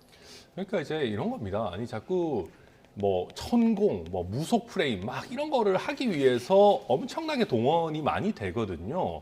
그러니까 대통령실도 당연히 이렇게 고소고발 많이 하는 거 안 좋죠. 정치적으로 풀어야 되는데 저도 보고 있으면 하다 얼마나 그랬으면 저랬겠나 싶은 생각도 듭니다. 게다가 저게 김종대 전 의원이 그냥 얘기하고 그냥 지나가는 게 아니고 민주당의 정책위 의장이 이걸 받아가지고 사실이면 제2의 국정농단이라고 그랬어요. 이분이 요새 국정농단 이런 거 되게 좋아하시는 것 같은데 아마 청담동 술자리 때도 민주당에서 뭐 제2의 국정농단 이런 얘기 하고 그랬던 것 같은데요. 아니 그러면 이런 식으로 언론에서 뭔가 토스하고 그걸 받아가지고 민주당은 스파이크를 넣는 이런 모양새가 굉장히 여러 번 반복되고 있는데 그렇다면 여기에 대해서 좀 종집으로 찍어야 되겠다라는 생각이 대통령실에 있는 것 같고 그냥 아닙니다 얘기해가지고는 별로 임팩트가 없다 보니까 좀 고소고발 같은 어찌 보면 수위 높은 그런 해결책을 택한 것 아닌가 그렇게 보입니다. 네. 완벽하게 확인되지 않은 이런 주장들 민주당이 이번에도 받아서 제2의 국정농단 사실이면 제2의 국정농단 이런 입장이 지금 정책위 의장이 얘기를 했거든요. 어떻게 보십니까? 그러니까 권한의 무게와 책임의 무게가 같아야 되는데 권한만 행사하고 책임은 지지 않으려는 모습이죠. 저게 그 제1야당의 정책위 의장이라는 위치 그리고 그 분이 하시는 말씀의 무게가 얼마나 큽니까? 그러면 그거에 따르는 책임도 져야 돼요. 1차적으로는 입증 책임이라는 게 있습니다. 이 굉장히 국민에게 영향을 미치는 중대한 사안에서 이야기를 하려면 자기의 권한에 걸맞는 입증을 해내고 그 다음에 말씀을 하시는 게 맞죠. 그렇게 안 한다고 하면 그거는 그 자리에 가시면 안 돼요. 그 정도의 권한을 행사하는 자리에 가시면 안 되는 거죠. 그냥 자연인으로서 예를 들어서 김어준 씨가 저기에 앉아가지고 저렇게 하는 거는요. 뭐 공인이니까 하면 안 되긴 하겠지만 이미 김어준 씨는 저런 음모론을 너무 많이 제기했기 때문에 사람들이 이제는 저 말 자체도 제가 볼 때는 상당히 그냥 신뢰가 떨어진다라고 이렇게 듣는 분들이 굉장히 많을 거예요. 그래서 김어준 씨가 이야기하는 것과 지금 제1야당의 정책위 의장이 이야기하는 건 전혀 다른 겁니다. 책임의 저기가 크기가 전혀 다른 거죠. 그렇기 때문에 저는 그런 부분에 대해서는 제발 민주당이 이제는 좀 본인들이 제도의 하나다라는 걸 좀 인식하고 제도에 걸맞는, 제도에 따른 어떤 이런 행동들을 했으면 좋겠습니다. 네. 대통령실은 그러니까 이제 아니면 말고식의 이런 가짜뉴스는 앞으로 단호히 대처하겠다 이런 입장을 지금 밝힌 건데 어쨌든 고발을 했기 때문에 이 수사는 해야 되는 상황이 됐잖아요. 그러면 이거를 어떻게 해야 됩니까? 뭐 천공, 경호처, 육군 관계자 뭐 그때 같은 동선에 있었는지 뭐 이런 걸 봅니까? 수사를 하게 그럼 되면? 보겠죠. 사실 청담동 술자리 할 때도 뭐 휴대전화 위치 추적이라든지 이런 걸 통해서 동선 파악하고 그런 거 했지 않습니까?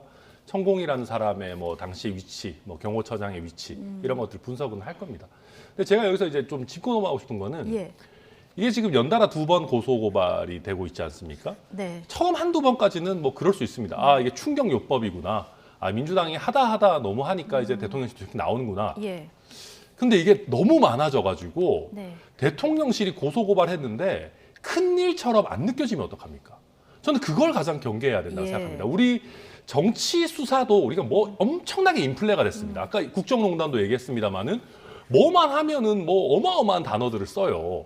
근데 이제 그러다 보니까 국민들이 거기에 무감각하니까 아, 억울하면 고소고발 해야지 이런 식으로 해서 행위의 인플레까지 일어나거든요. 그래서 저는 대통령실이 처음 한두 번 뭐 저는 썩 바람직하고 보진 않지만 할 수도 있다고 보는데 이거 너무 이렇게 고소고발이 난무하게 가서는 안 된다. 그러니까 강약 조절을 잘했으면 좋겠다는 말씀도 덧붙입니다. 그러니까 저는 이게 야당이 좀 깨달아라, 사과해라 이런 걸 전제로 한 행위면 사과를 했을 때 이제 철회하겠다 이런 걸 전제로 한 행위면 저는 뭐 그럴 수도 있다고 생각해요.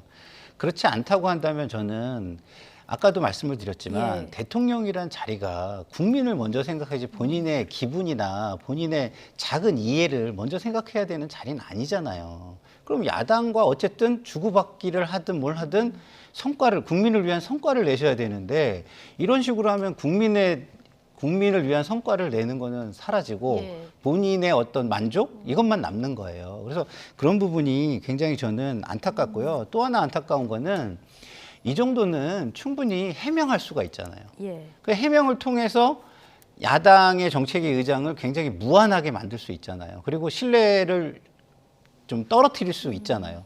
그러면 그 정도만 해도 정치적으로 저는 승리한 거라고 보거든요. 민심은 대통령 쪽으로 가는 거죠. 예. 근데 이렇게 강대강으로 가면은 다 똑같은 사람들이네 하고 정치 혐오만 남게 되고 그러면 그 정치 혐오를 일으키는 사람들의 어떤 권한만 남는 거죠. 책임은 사라지고. 그래서 저는 국민들께서 굉장히 갑갑할 것이다. 거의 질식하는 느낌? 질식하는 느낌. 그런 느낌을 갖지 않을까. 그래서 정치를 보면서 이런 안타까움이 있습니다. 예. 그러니까요. 자, 현직 법무부 장관, 대통령실 뭐 최고 권력 기관인데 직접 고소 고발에 나서는 것 국민들이 보기에 좀 자칫하면은 좀 질식하는 느낌으로 볼 수도 있다.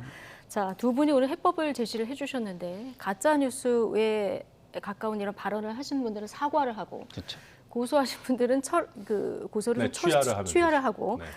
자 이렇게 좀 해법을 제시해 줬는데 이런 해법이 좀 양쪽에서 다 들으실지 모르겠습니다만은 좀 풀었으면 좋겠습니다. 하라고 이렇게 뭐 했으면 좋겠는 건 꼭 안 예. 하시더라고요. 그래서 오히려 설마 이건 안 하겠지 싶은 네. 걸 다 하시더라고요. 그래서 예.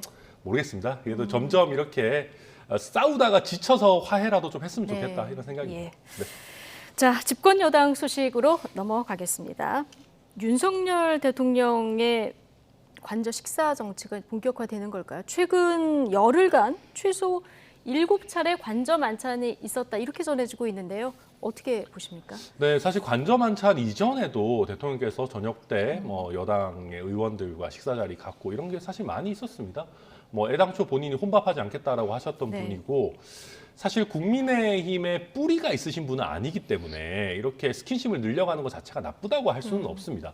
근데 이게 지금 전당대회 국면과 이렇게 맞물려 가지고 예. 어떤 윤심 논란이 이 당대표 선출에 있어서 영향을 미치는 거 아니냐 이런 오해들을 많이 예. 받고 있거든요. 그리고 뭐 또 누구는 가고 누구는 안 가고 이러면 좀 약간 서운한 것도 있지 않습니까? 그래서 이게 좀 너무 쉽게 새어 나오는 것, 이게 너무 또 당대표 후보군들과도 막 만나고 그에 관한 논의가 촉발되는 것, 이런 것들은 조금 유의해야 되는 부분이 아닌가 그렇게 봅니다. 예. 당내에서도 누구는 가고 누구는 안 가고 서운할 수도 있지만 일단 조금 더 넓혀서 야권이라던가 아니면 시민단체 이렇게 좀 만남이 좀 앞으로 이제 시작을 했으니까 넓혀질 필요도 있겠죠.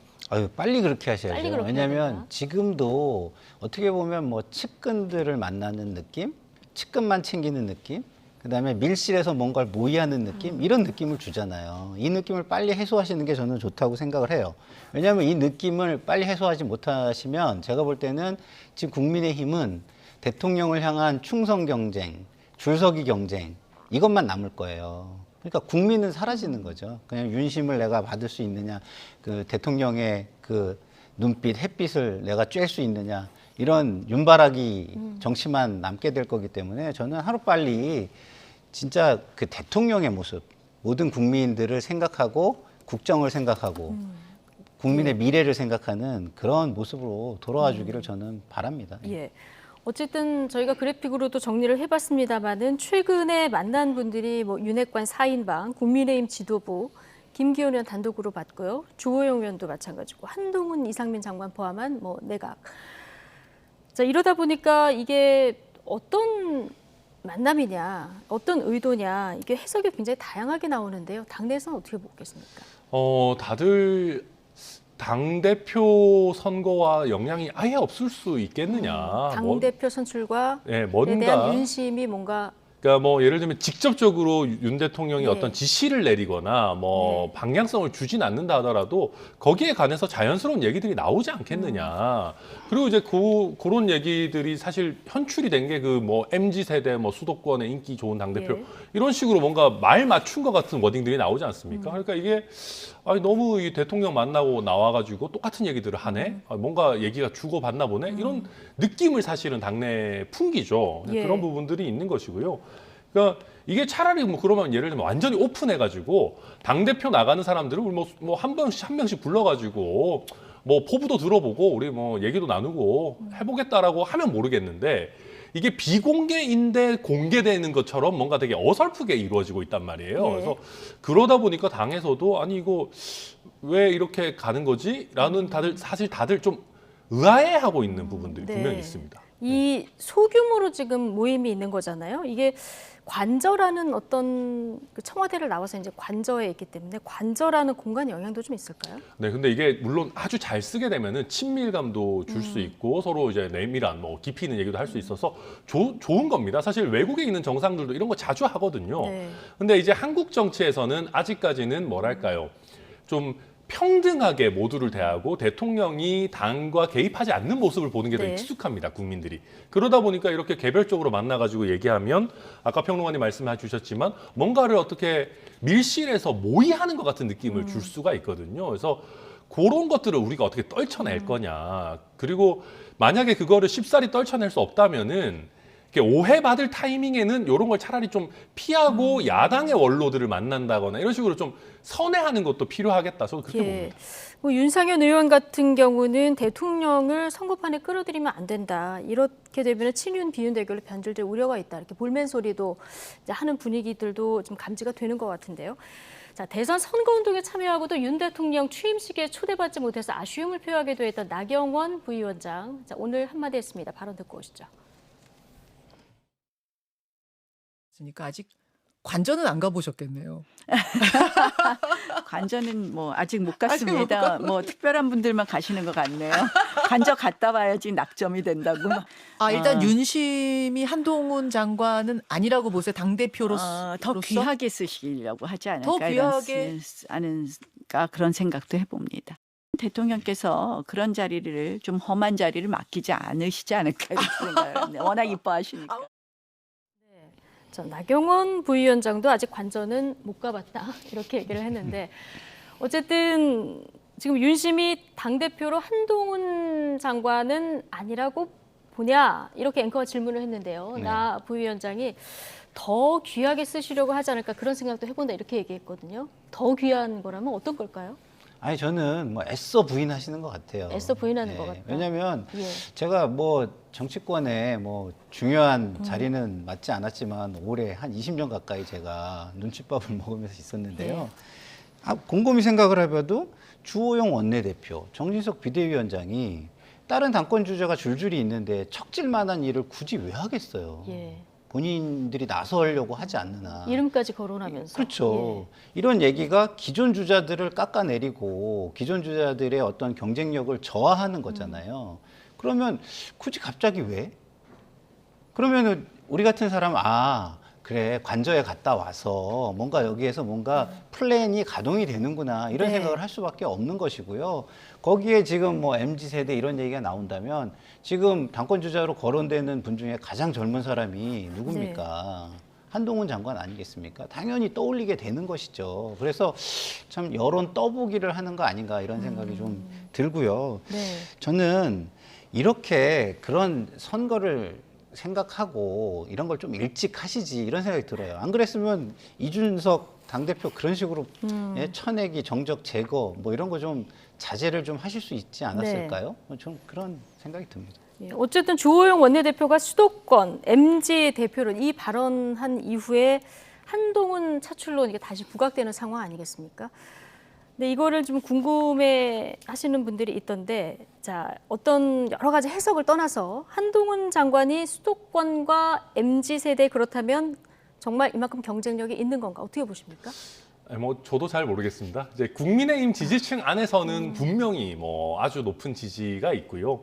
그런데 그걸 넘어서서 뭐 정치에 상대적으로 관심이 적은 뭐 2030 젊은 세대라든지 수도권의 중도 성향의 유권자들에게 뭐 그렇게 강한 소구력이 있는지 그건 사실 확인된 바는 없습니다. 그리고 네. 워낙 이제 뭐 대통령의 최측근으로 알려져 있기 때문에 대통령의 지지율에 좀 연동되는 그런 예. 요소도 많지 않을까 싶고요.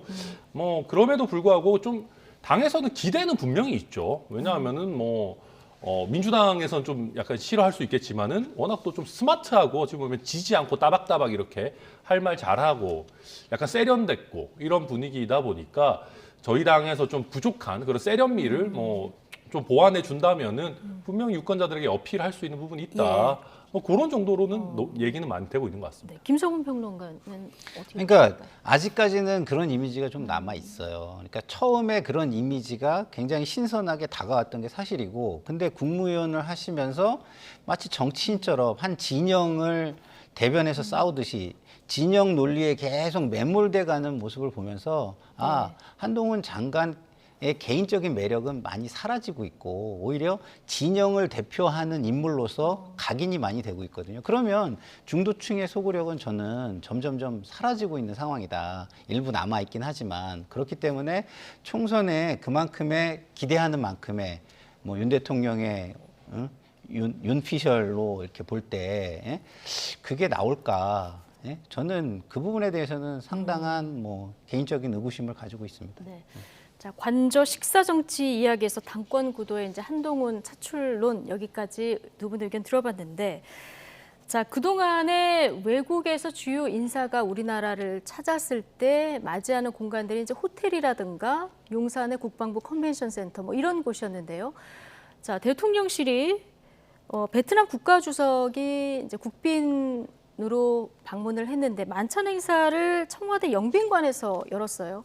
그러니까 저는 잘했다고 생각합니다. 네. 사실 저도 그 대통령과 저희 당의 당협위원장 그 오찬할 때 국방convention 가봤는데 예. 물론 뭐 좋습니다만은 이게 외국 국빈을 대접하기에는 그 특별한 느낌이라는 게 없습니다. 네. 사실 그냥 일반적인 뭐 컨벤션 하는 그런 느낌이라서 게다가 뭐 올 때마다 뭐 그러면은 뭐 우리 중앙박물관을 쓰거나 그렇다고 또 호텔을 매번 대여해서 쓰고 이런 것도 좀 국격에 안 맞거든요. 네. 그래서 이번에 야당에서 문제 제기를 해서 저희가 영빈관 예산 철회를 했습니다만은 이왕 그렇게 된 바에는 청와대 영빈관을 쓰는 게 합리적인 네. 선택이다. 예, 저는 그렇게 봅니다. 상춘저에서 이제 차담 회도했다 이런 소식도 전해졌는데 지금 화면에서 보시는 것처럼 지난번에 뭐 바이든 대통령 왔을 때 이용했던 공간들보다 영빈관이 확실히 공간적인 이런 어떤 격이라고 할까요? 이런 게 느껴지긴 하네요. 그렇죠. 그런 목적으로 만든 예. 거잖아요. 그렇죠. 그렇기 때문에 당연히 다른 곳보다는 뭐 경호의 측면으로 보나 목적적인 측면으로 보나 당연히 거기를 쓰는 게 맞고요. 네. 그리고 그런 걸 쓰지 않고 새롭게 예산을 낭비하는 걸 야당이 비판을 했잖아요. 근데 쓴다 그러니까 또 비판을 하는 건 전 안 맞다고 보고요. 뭐 쓰라고 하는 게 맞고 대신에 과거에 이렇게 기왕 쓸 거면서 뭐 호텔이 낫네, 뭐 거기는 영빈관은 문제가 있네 이렇게 얘기했던 것들의 부분에 대해서는 한번 따끔하게 짚어주는 것까지는 저는 필요하다고 보는데 이게 잘못됐다라고 얘기하는 것까지는 저는 그 이율배반이라고 생각합니다. 영빈관 이렇게 어차피 목적에 맞게 만들어진 네. 공간이 있으니까 네. 새로 짓는 것보다는 이렇게 아니 새로 질 수도 있어요. 그런데 새로 짓는 거는 지금 경제 상황이랑 예. 어떤 민심이나 어떤 이런 동의가 이루어졌다고 보기 어렵잖아요. 그러니까 그런 동의가 이루어지고 충분히 할 수 있을 때까지는 지금 그런 공간이 없는 거잖아요. 새로 질 수는 있지만. 그런데 그동안은 이걸 쓰는 게 합리적인 거죠. 결과적으로 잘했다 예. 이렇게 보시는 건데 그런데 이제 영빈관에서 국빈을 맞는 모습 좋은데 이제 야권을 중심으로 지금 비판도 나오는 것이 출근길 문답도 중단이 된 이런 상황에서 영빈관을 또 사용하게 되니까 그럼 청와대를 왜 나왔냐 이제 도돌이 얘기가 또 나옵니다. 그러니까 저는 영빈관 문제는 그렇다 치는데 이 출근길 문답 문제는 사실 저희도 좀 아픈 부분입니다. 그러니까 저희가 용산으로 나오겠다. 그러니까 이제 구중궁궐 같은 청와대를 떠나서 나오겠다라는 거는 더 그만큼 국민과 소통하겠다는 건데 국민 한 명 한 명과 소통할 수 없잖아요. 그럼 국민의 소통을 대신해주는 매개체가 언론인데 언론이랑 관계가 굉장히 불편해지면서 그런 부분이 굉장히 많이 퇴색됐거든요. 저희 뼈아픈 부분이라 생각하고요.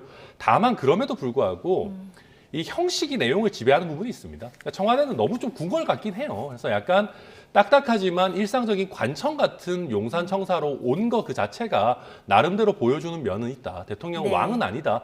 이거를 어떤 상징적으로 보여주는 뭐 그 정도의 느낌은 있다 생각합니다. 네. 탁현민 전 청와대 의전 비서관이 당연한 일을 참 어렵고 힘들게 돌고 돌아왔다. 이 얘기하면서 이제라도 청와대와 그 부서 건물의 용도와 기능, 역사성과 의미를 되새겼으면 좋겠다. 이런 얘기를 했는데 자, 9월에 영빈관 신축 예산 878억 원, 이거 언론에 먼저 보도가 나왔다가 대통령이 그렇죠. 철회하라 이렇게 예. 지시를 내렸고요. 7월에는 또 문체부에서 영빈관 프리미엄 전시장으로 쓰겠다 이런 보도도 나왔어요. 네. 어쨌든 영빈관이 이런 공간이 지금 남아있다고 하면은 청와대 여러 공간의 활용 방안, 이걸 좀 긴 안목에서 지금이라도 좀 정책에 논의해야 되는 거 아닌가 이런 그렇죠. 의견이 많습니다. 예. 그러니까 그 대통령 공약으로 이것이 실현이 된 거잖아요. 그러면은 그 대통령 공약을 어떻게 실현할 것인지에 대해서 인수위에서 구체적인 청사진을 만들어 가지고 국민한테 보여드리고 의견을 수렴하고 그 동의를 구하는 절차를 밟았어야 됐다고 저는 생각을 해요. 예. 그런데 이제 그런 게 좀 없었기 때문에 무언가를 하려고 할 때마다 그거에 대한 지금 어떤 반론이 제기되고 비판이 제기되고 그러는 것이거든요. 그러니까 말씀하신 대로 차제에 네. 이런 것들을 앞으로 어떻게 하면 좋겠는지 그거를 의견을 이렇게 모아서 계획을 짜고 국민들한테 뭐 이렇게 네. 프레젠테이션 같은 거를 해서 동의를 구하는 절차를 네. 가지면 참 좋겠다 이런 생각이 듭니다. 문화재청, 문체부 이렇게 따로따로 계획 세우지 말고 예. 다 같이 모아서 어떻게 활용할 것인가 이 결론을 그렇죠. 좀 예. 합리적으로 내는 것이 예, 중요하다. 그리고 저게 지금 청와대 공간이라는 게 역사적으로 의미가 굉장히 크잖아요. 그렇죠. 그렇기 예. 때문에 그 모두의 시각이 다 있단 말이에요. 일반 국민의 시각도 있고 문화를 전공하는 사람의 시각도 있고 관광을 전공하는 사람의 시각도 있고 경제를 하는 사람의 시각도 있고 뭐 여러 가지 있지 않습니까? 그렇기 때문에 그런 걸 다 모아서 가장 좋은 종합 플랜을 만들면 좋겠습니다. 네. 민주당 얘기해 보겠습니다. 어제 취임 100일을 맞은 이재명 대표 기자회견은 하지 않았고요. 자, 소감을 SNS에 짤막하게 오늘 남겼습니다. 민생과 민주주의를 지키면서 흔들림 없이 가겠다. 어떤 어려움이 있더라도 언제나 국민과 당원을 중심에 두고 가장 민주당다운 길 그리고 가장 이재명다운 길을 걷겠습니다. 이렇게 남겼는데 가장 민주당다운 길, 가장 이재명다운 길은 어떤 겁니까? 저는 잘 모르겠어요. 그러니까 그 기본적으로 민주당 이러면은 서민, 중산층을 위한 정당 그리고 새로움을 추구하고 변화를 추구하는 정당 이거 아니겠습니까? 예. 그러면 그것에 가장 부합하면서 이재명의 아이디어, 이재명의 비전을 거기에 그 보여주는 어떤 식으로 그거를 실현하겠다. 이게 이재명의 길이라고 저는 생각을 하는데 그런 것들이 지금 별로 보이지 않는 상황에서 말씀을 그렇게 하시니까 아, 좋은 말씀이다. 네. 뭐 여기에서 그냥 끝나는 정도뿐이 저는 좀 못 느끼겠고요. 좀 네. 그 기왕 말씀하실 때는 구체적인 비전까지 좀 이렇게 설계를 하셔서 말씀을 하시면 특히나 이제 100일이라는 어쨌든 이벤트가 있으니까 예. 그러셨으면 참 좋지 않았을까 이런 생각이 들어요. 네, 천하람 변호사 얘기 바로 듣겠습니다. 네, 이게 저도 이게 좀 메시지랑 실제 처한 상황이 너무 안 맞아요. 흔들리지 않고 누구보다 많이 흔들리는 당대표거든요.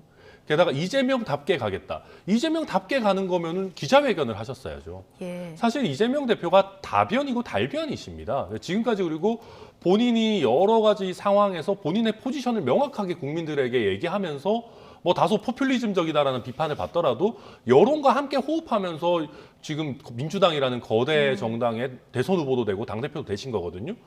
정면 돌파를 하는 느낌의 캐릭터였단 말이에요. 예. 근데 지금은 움츠려드는 느낌이에요. 100일 기자회견도 안 하고 다 뭐 기자들이 물어봐서 뭐 대장동에 대해서 질문해도 다 묵묵부답이고 야권 관계자는 심지어 지금부터 얘기하는 건 전부 다 법적으로 문제가 될 수 있고 증거가 될 수 있으니까 우리가 말 안 한다. 아니 그런 게 이재명다운 게 아니거든요. 그리고 저는 정치인이 가장 몰락했다라는 거를 그 명징하게 보여주는 게 정치보다 법을 먼저 생각할 때거든요. 특히 법조인 출신들한테 많이 나타나는데 앞서도 아니, 얘기를 해주셨죠. 예, 법적인 책임이 무서워가지고 입을 못 연다. 그럼 정치 어떻게 합니까? 특히나 야당 대표는요 갖고 있는 게 말밖에 없어요. 여당 대표는 하다못해 뭐 정부라도 동원하고 행정권의 그 부스러기라도 갖고 있을 수 있지만 야당 대표는 갖고 있는 게 말밖에 없는데 말을 못하는 당대표가 됐다? 저는 굉장히 좀 어려운 상황이다 이렇게 봅니다. 가장 이재명다운 길을 걸으려면 정면 돌파, 어제 기자회견도 했어야 됐다. 네. 이런 의견이신데요. 자, 박영선 전 중소벤처기업부 장관 취임 100일을 맞은 이재명 대표에 대해서 이렇게 평가했는데요. 직접 듣고 오시죠. 사법 리스크는 이미 예견됐던 것이고요. 그래서 이것은 이것대로 한 축으로 가고 새로운 민주당의 미래 비전을 저는 던졌어야 한다.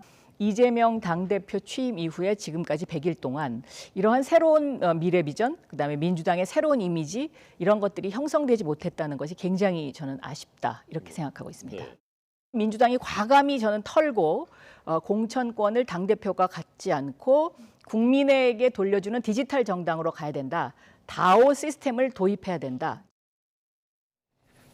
네, 박영선 전 장관 얼마 전에는 이제 분당 가능성까지 언급을 했었었는데 자, 취임 100일 맞아서 사법 리스크와 별개로 민주당이 미래 비전을 보여줬어야 하는 것 아니냐 이렇게 얘기를 하면서 어떤 얘기를 했냐면 이 대표가 공천권을 내려놔야 된다 이렇게 주장을 했거든요. 마지막에 말한 다오 시스템이라는 얘기를 했는데 이건 정확히 어떤 얘기입니까? 그러니까 이제 좀 제가 설명할 게 좀 네. 많은데요. 네. 기본적으로 이재명 당대표가 그 공천권을 내려놔야 된다의 방점이 있는 게 아니라 이런 디지털 정당으로 다오라는 어떤 시스템을 가진 디지털 정당으로 가면 당대표가 공천권을 행사하지 않잖아요. 그래서 그 정당으로 가는 걸 추진하면 그 자체가 공천권을 내려놓는 것이다라는 걸 이야기한 것이죠. 다시 말해서 그 디지털 정당을 소개한 것인데 마치 이재명 대표가 당권을 내려놔라. 이게 뭐 핵심인 것처럼 지금 보도가 돼서 좀 제가 볼 때는 좀 안타까운 것 같고요. 다오라는 게 이제 그 우리가 블록체인 기술이 발전하면서 중앙 집권적인 어떤 보증기관이 없어도 개개인들의 거래가 보증이 자연스럽게 이루어지는 그런 거잖아요. 그러니까 그 개념을 정치, 그렇죠. 정당이 가져온 정당에다 거고요. 그래서 개인들이 그 후보를 추천하거나 뭐 이럴 때 이런 것들이 중앙에서 어떤 뭐랄까 그 보증, 감시, 관리 이런 게 없이 이루어질 수 있는 블록체인 시스템 기반의 정당 이걸 만들면 공천 같은 게 굉장히 민주화될 수 있다 이런 말씀을 하시는 건데 이상적으로 들리는데 그렇죠. 현실적으로 가능할까요?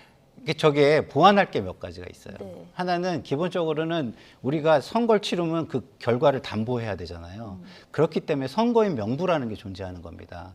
선거인 명부라는 게 없으면 그 선거가 잘못됐는지 잘못되지 않았는지를 우리가 검증할 수가 없어요. 그래서 선거인 명부에 해당하는 검증 시스템이 하나가 필요할 것이고요. 두 번째는 개개인들의 역량을 믿긴 하지만 그것이 다른 분야의 사람들과 토론을 통해서 수기라는 게 존재하지 않는다면은 결국에는 이게 파퓰리즘으로 흐를 가능성도 좀 존재하거든요. 그래서 뭐 기본적으로 해결해야 될 숙제가 몇 개 존재하는 거는 사실이지만 그것이 해결이 된다라고 전제를 한다면 굉장히 뭐 지금의 문제, 중앙당의 폐해 이런 거를 해결할 수 있는 한 방향 중에 하나이면은 틀림없어 보입니다. 그리고 또 하나 좀 제가 말씀드린 게 좀 전에 그 분당 가능성을 언급했다고 그랬는데 박영선 장관이 이야기한 건 분당 얘기한 적은 없어요. 당내 의견이 분열될 것이다 이렇게 분열될 얘기했죠. 것이다. 결과적으로 이제 분당 가능성을 언급했다 이런 해석들이 나와서 그렇죠. 해석인 거죠. 네. 알겠습니다. 앞으로 논의할 부분, 앞으로 이제 보완할 부분은 있지만. 어쨌든 논의를 이어가기에 좀 충분한 어떤 개념이다 이렇게 얘기를 해주셨는데 자 어쨌든 이재명 대표의 사법 리스크는 지금 거의 턱 밑까지 온 상황이고요. 대장동 의혹 수사 관련해서 지금 남욱 변호사 진술이 계속 나오고 있는데 이낙연 전 대표 측의 정영학 회계사가 예전에 왜 9월에 의혹 나왔을 때 정영학 회계사가 녹취록 있잖아요. 이거를 윤영찬 의원에게 넘겼다 이런 주장을 했어요. 김만배 씨한테 들었다면서 이런 주장을 내놨는데 파장이 적지 않습니다. 네, 사실 그 유영찬 의원이 이낙연 당시 캠프의 핵심이었죠. 거의 대변인 같은 역할을 했던 걸로 저도 기억하는데 저는 저 얘기 듣고 꽤나 신빙성이 있다라고 느꼈습니다. 왜냐하면 저희가 민주당 경선 당시에 대장동 얘기 터져 나오는 거 보면서 네. 국민의힘 사람들끼리 모여가지고 야 우리는 왜 이렇게 정보력이 없냐? 저희 뭐 내부에서만 이렇게 터지냐? 이런 얘기 많이 하고 그랬었거든요. 예. 실제로 이런 지금 대장동 의혹이라고 하는 것들이 초기에 터져 나온 게 결국은 이낙연 캠프 쪽 아니었나라는 게 여의도에서는 좀 파다한 얘기였습니다. 그러다 보니까 이낙연 캠프의 당시 뭐 서른 의원이나 이런 분들도 이거 되게 구체적인 얘기들 있다, 뭐 더 큰 게 있다, 뭐 이런 식의 얘기들 많이 하셨었거든요. 그렇게 얘기하려면 뭔가 이 녹취록 같은 구체적인 물증이 있었기 때문에 가능했던 거 아닌가. 저는 그래서 뭐 아직 검증은 해봐야겠습니다만은 뭐 충분히 가능한 얘기다 이렇게 봅니다. 네. 이재명 대표 지지자들은 지금 이재명을 친 건 이낙연이다 이런 포스터까지 만든 이런 상황인데 지금 민주당에서 친명, 친문, 계파 갈등 다시 재점화된다. 이런 얘기 분석들이 많이 나옵니다. 글쎄요, 뭐 저도 사실은 이재명 당대표 출마할 때 상당히 비판적이고 그걸 반대했던 사람이에요. 그래서 뭐 저 지금 커뮤니티에서 뭐 제가 무슨 얘기하면 많이 네. 저도 뭐 공격을 당하는 대상 중에 하나일 거라고 저는 생각을 하는데요. 근데 기본적으로 그 저분들은 이재명 대표를 중심으로 형성된 굉장히 강한 팬덤의 조직이에요. 그래서 그냥 그대로 인정해 주면 될 것 같아요. 뭐 저기는 원래 저런 걸 하는 곳이지 이렇게 저는 인정해 주면 될 것 같고요. 그렇다고 해가지고 뭐 그때 반대를 했다고 해가지고 지금 당대표 선거 결과를 부정할 수는 없잖아요. 예. 그래서 제가 지난번에도 한번 말씀을 드린 것 같은데 저는 지금 이재명 당대표가 유감표명을 넘어서서 사실은 당으로 리스크가 전이되지 않는 결단을 내리는 게 맞다고 개인적으로 생각해요. 하지만 제가 그거를 요구하지는 못해요. 왜? 당대표 선거 과정에서 이미 이 정도를 다 알고 투표들을 하신 거거든요. 네, 모르고 투표한 건 아니다. 그렇죠. 그리고 압도적인 지지를 그렇죠. 받았다. 지지를 받았기 때문에 그 결과에 저는 승복을 해야 된다고 생각하기 때문에 제가 그걸 요구할 수는 없다고 생각해요. 그래서 기다려야 되는 거죠. 언제까지? 이게 정말 어느 정도 윤곽이 드러날 때까지는 기다릴 수밖에 없는 상황이다. 저는 이렇게 생각합니다. 기다림이 답이다. 아니 답은 아닌데요. 그럴 수밖에 제 입장이나 아니면 이재명 대표를 비판하는 입장에 있는 사람들은 약간 뭐 선거 결과를 승복한다면 그럴 수밖에 없는 입장이 아니냐 이런 생각을 가진 알겠습니다. 거죠. 자, 오늘 두 분 이야기는 여기까지 듣겠습니다. 천하람 국민의힘 전남 순천갑 당협위원장 그리고 김상일 정치평론가 두 분과 함께했습니다. 고맙습니다. 네, 감사합니다.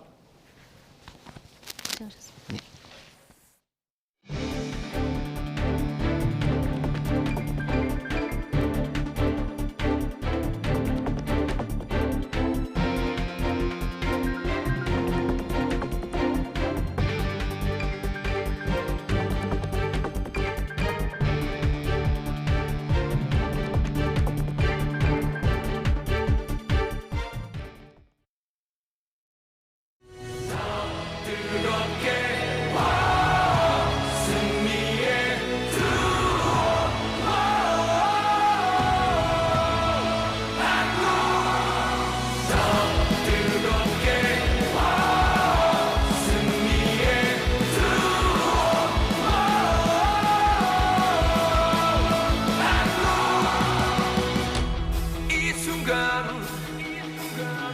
기억이 전설이 되어 뜨겁게 심장을 뛰게 하고 멈추지 않는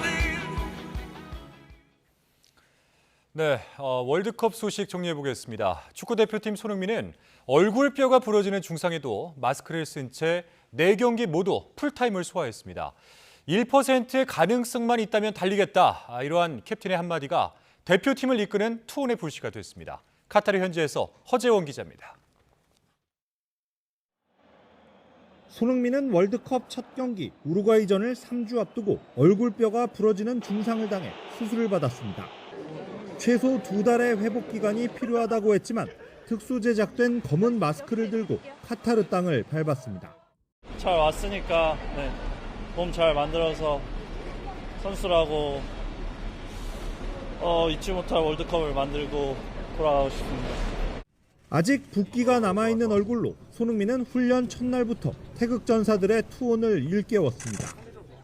저한테 조그만한 진짜 1%보다도 조금 더 낮은 퍼센트데이지로 그런 가능성이 있다면 분명히 그것만 보고 달려갈 것 같습니다. 경기 내내 집중 수비에 시달리고 마스크에 시야도 가렸지만 묵묵히 조별 예선 3경기 모두 풀타임을 뛰었습니다. 포르투갈전에서는 수십 미터를 질주한 뒤 황희찬에게 결정적인 패스를 전달하며 12년 만에 16강 진출을 이끌었습니다. 그라운드에 무릎을 꿇고 마스크를 벗어던진 얼굴에는 뜨거운 눈물이 흘러내렸습니다. 저희 아직 끝난 거 아니고 저희가 더 가야 할 길이 있기 때문에 저희가 최선을 다하겠습니다. 감사합니다. 최강 브라질전까지 풀타임을 소화하며 마지막 순간까지 모든 걸 불사른 손흥민. BBC는 한국 선수 A매치 최다골 기록을 보유한 손흥민이 국내에서는 축구를 초월한 슈퍼히어로 같은 존재라며 한 국가의 희망을 짊어지고 있다고 전했습니다. 에이스의 품격을 온몸으로 보여준 캡틴 손흥민은 4년 뒤 북중미 월드컵을 기약하며 이제 다시 일상으로 돌아갑니다. 카타르 도하에서 YTN 허재원입니다. 월드컵 도전은 16강에서 멈췄지만 수확도 있었습니다. 생애 첫 월드컵 무대를 겁없이 누빈 젊은 선수들의 활약은 4년 뒤에 대한 기대를 높였습니다. 조성호 기자의 보도입니다. 조규성은 이번 월드컵을 통해 명실상부 최고 스타로 떠올랐습니다. 첫 경기 16분만 뛰고도 빼어난 외모로 주목받더니 두 번째 경기 깜짝 선발로 나와 우리 선수 첫 멀티골 기록까지 써냈습니다. 지난해 처음 뽑힐 때만 해도 황의조 백업 정도로 여겨졌지만 처음에 보고 좀 많이 좀 당황하고 저는 오늘 뽑는 줄도 몰랐거든요. 그 명단 보고 축하 인사가 너무 많이 오고 이제 처음에는 어벙벙했는데 K리그 득점왕을 차지한 무로른기량을 국제무대에서도 과시하며 생애 첫 월드컵의 주인공으로 섰습니다. 골든보이 이강인은 오랜 마음고생을 털어냈습니다. 1년 반 동안 벤투 감독 부름을 받지 못해 A매치에 나서지 못했지만 스페인 리그에서 인상적인 경기력을 바탕으로 최종 명단 막차를 탔고 본선 4경기 전부 출전해 종횡무진 상대 진영을 흔들었습니다. 바르셀로나 유스 출신 백승호는 단 한 차례 기회를 놓치지 않았습니다. 브라질과 16강전 교체 출전해 대포알 같은 왼발 슈팅으로 월드컵 데뷔골을 작성하기까지 11분이면 충분했습니다. 세계 최강 브라질을 상대로 무기력하게 주저앉지 않았다는 위안을 줬습니다. 백승호 선수의 이 골은 난이도도 그렇고 과정 완성도 모든 것들을 봤을 때 이번 대회를 또 잘 포장할 수 있는, 수놓을 수 있는 멋진 골로 기록이 될 것 같습니다. 태극전사들의 월드컵 여정은 꿈꿨던 첫 원정 8강 문턱에서 멈춰섰지만 젊은 선수들의 당찬 활약에 한국 축구는 더 나은 미래를 바라보고 있습니다. YTN 조성호입니다. 윤석열 대통령이 월드컵 16강에 진출한 축구대표팀 벤투호를 모레 용산 대통령실에 불러 오찬을 함께합니다. 대통령실 관계자는 YTN에 이번 오찬 회동에 벤투 감독과 주장 손흥민을 비롯해 선수단 대부분이 참석할 예정이고 단장인 정몽규 축구협회장과 이용수 부회장도 동석한다고 전했습니다. 윤 대통령은 지난 3일 대표팀 16강이 확정된 직후 벤투 감독, 손흥민 선수와 직접 통화에 격려했고 16강전이 끝나고도 월드컵 드라마에 모든 국민의 심장이 하나로 뛰었다며 근사한 4년 뒤를 꿈꾼다고 전했습니다. 앞서 지난 6월에는 상암에서 열린 브라질전을 앞두고 프리미어리그 득점왕을 차지한 손흥민 선수에게 윤 대통령이 직접 청룡장을 수여하기도 했습니다. 16강전에서 브라질의 세 번째 골을 넣은 히샬리송이 팀 동료 손흥민에게 응원과 위로를 보냈습니다. 히샬리송은 SNS에 경기 뒤 둘이 포옹하는 사진과 함께 손흥민이 월드컵에 오기 위해 얼마나 열심히 싸웠는지 알고 있다는 글을 올렸습니다. 또 그것이 손흥민이 영웅인 이유라고도 덧붙였습니다. 지난 여름 토트넘에 이적한 히샬리송은 손흥민과 절친한 사이입니다. 토트넘 구단도 손흥민에게는 위로의 메시지를, 히샬리송에게는 축하의 메시지를 보냈습니다. 북한이 한미 포병 훈련을 빌미로 어제 이어서 이틀 연속 해상 완충구역 안으로 방사포를 쐈습니다. 이에 대해서 국방부는 군사합의 위반으로 초래되는 결과에 대해서 모든 책임은 북한에 있다며 엄중 경고한다는 입장을 내놨습니다. 최도희 기자입니다. 북한군은 오전 10시쯤부터 오후 6시 이후까지 강원도 고성에서 동해상으로 방사포 100여 발을 쐈습니다. 탄착 지점은 북방 한계선 이북, 동해 해상 완충구역으로 파악됐는데 해상 완충구역으로의 포병 사격은 9.19 군사합의 위반에 해당합니다. 북한군은 포사격 감행 이유에 대해 한미의 위협에 대한 대응이라고 주장했습니다. 북한군은 우리 군이 파악한 100여 발과는 달리 자신들은 방사포탄 82발을 연 8시간 30분에 걸쳐 해상으로 사격했다며 적들의 계획된 음흉한 도발 기도에 대한 경고성 군사행동이었다고 주장했습니다. 이어 적측이 자극적인 군사행동을 중단할 것을 엄중히 경고한다면서 자신들의 군사적 대응은 더욱 공세적으로 변하게 될 것이라고 위협했습니다.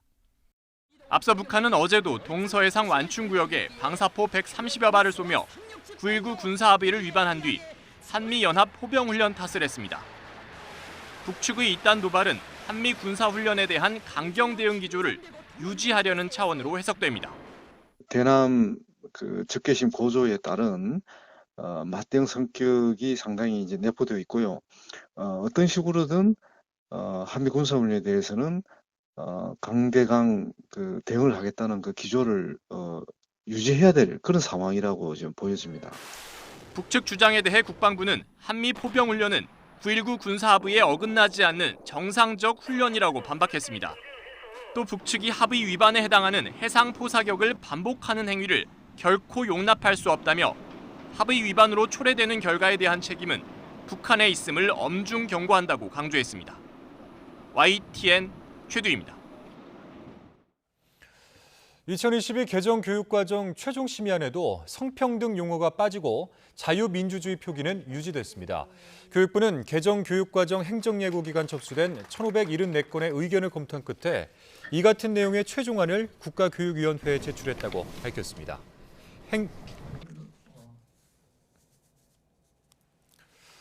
국민의힘 지도부에서 차기 당대표 자격으로 언급한 수도권과 MZ세대 대표론의 파장이 심상치 않습니다. 일부 당권 주자들은 불편한 기색을 감추지 않고 있는데 내일 출범하는 친윤계 의원들의 대규모 모임이 전당대회에 미칠 영향에도 촉각을 곤두세우고 있습니다. 엄윤주 기자입니다. 차기 당대표 조건으로 수도권과 MZ세대 대표론을 띄운 국민의힘 주호영 원내대표는 선거를 이기기 위한 일반론뿐이라고 다시 강조했습니다. 한동훈 법무장관 등 특정인을 염두에 둔 것도 아니고 수도권 출신이 수도권 선거를 잘할 거라는 보장도 없지 않느냐고 반문했습니다. 너무 과민 반응이고 과장되게 많이 이해를 하는 것 같습니다. 특정 분을 염두에 두고 그런 발언을 한 바가 아니고 선거 승리 조건이란 것이 다 있지 않습니까? 하지만 당내에서는 쓴소리가 잇따라 터져나왔습니다.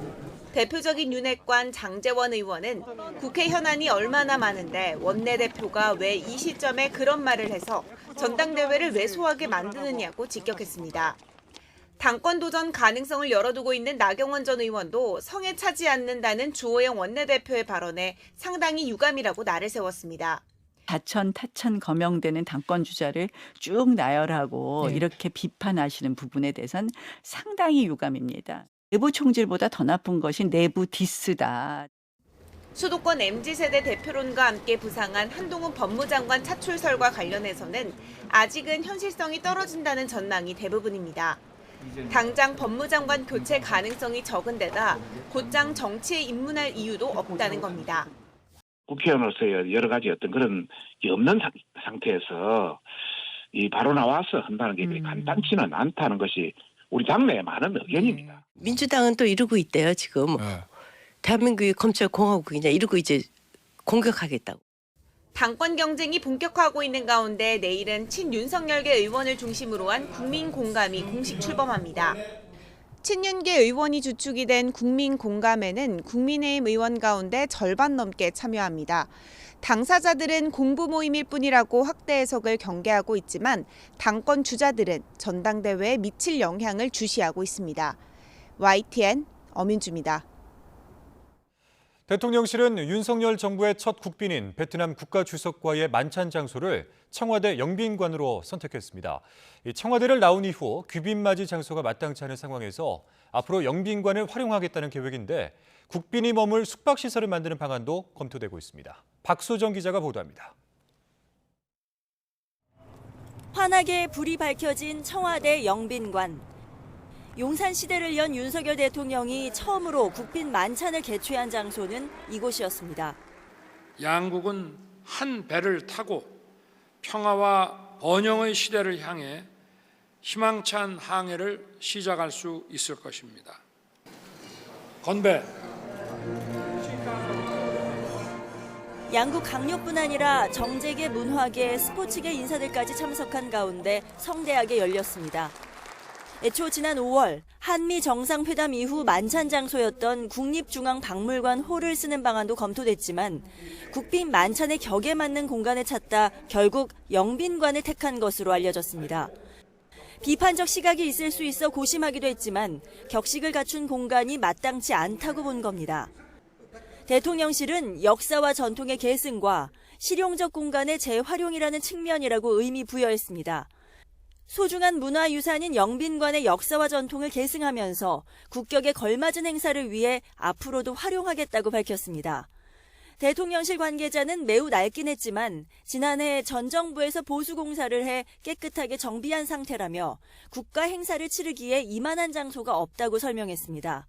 다만 관람객 불편을 최소화하기 위해 일반인 출입 통제는 행사 전후로만 하겠다는 방침입니다. 이와 함께 대통령실은 영빈관에 국빈을 위한 숙박시설을 두는 방안도 검토하고 있습니다. 대통령실 관계자는 귀빈을 만찬 이후 호텔로 이동하게 하는 건 국격에 맞지 않다면서 미국 백악관의 블레어 하우스나 중국의 조어대처럼 국빈이 머물 공간이 필요하다고 언급했습니다. 이를 위한 예산 편성은 국회를 통과해야 하는 만큼 내년에 추진을 검토하겠다는 입장입니다. 앞서 대통령실은 지난 9월 새 영빈관을 짓기로 하고 내년도 정부 예산안에 878억여 원을 포함했다가 논란이 커지자 윤 대통령이 전면 철회 지시를 한 바 있습니다. YTN 박소정입니다. 우리나라 국민의 기대 수명이 지난해 83.6년으로 나타났습니다. 그러니까 지난해 출생하는 83살까지 살 것으로 예상한다는 뜻인데요. 만약 암을 극복하게 된다면 3년 넘게 수명이 늘 것으로 분석됐습니다. 조태영 기자가 보도합니다. 지난 1970년대 출생아의 기대 수명은 60살을 겨우 넘는 수준이었습니다. 장수가 사회적으로 큰 경사였던 배경입니다. 이날 경찰관 가족 중 장수 어른과 장한 어른, 효자, 효부 14 등 15명에게 푸짐한 선물과 감사장을 주고 그리고 50년 의학의 발달과 함께 기대 수명은 빠르게 늘었습니다. 지난해 출생아의 기대 수명은 83.6년으로 10년 전과 비교하면 3년 증가했습니다. 1970년보단 20년 넘게 길어졌습니다. 국민 10명 가운데 9명가량은 65살까지 생존하고 80살 넘어까지 살 확률도 남자가 63.1%, 여자가 81.7%로 나타났습니다. 하지만 암과 심장질환, 폐렴은 여전히 큰 위협이었습니다. 지난해 출생아가 3대 질병으로 사망할 확률은 남자가 44.8%, 여자가 35.9%나 됐습니다. 남녀 모두 암이 제일 골칫거리였습니다. 65세인 남자가 미래에 사망할 확률은 암, 폐렴, 심장질환 순으로 높았고 여자는 암, 심장질환, 폐렴 순으로 높았습니다. 만약 암을 극복한다면 지난해 출생아의 기대 수명은 3.5년 늘어나게 됩니다. 3대 사인이 모두 사라지는 상황에선 6.3년이나 더 살 수 있습니다. YTN 조태현입니다.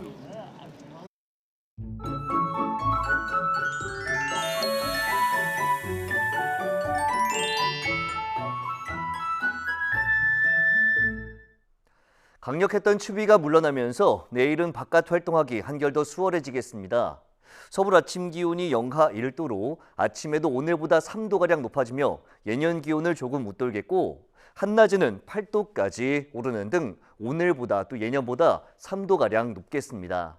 다만 중서부와 경북, 전북에는 오전까지 1에서 3cm의 눈이 내리겠고 충청과 전북은 오전에 일시적으로 공기가 탁해지겠습니다.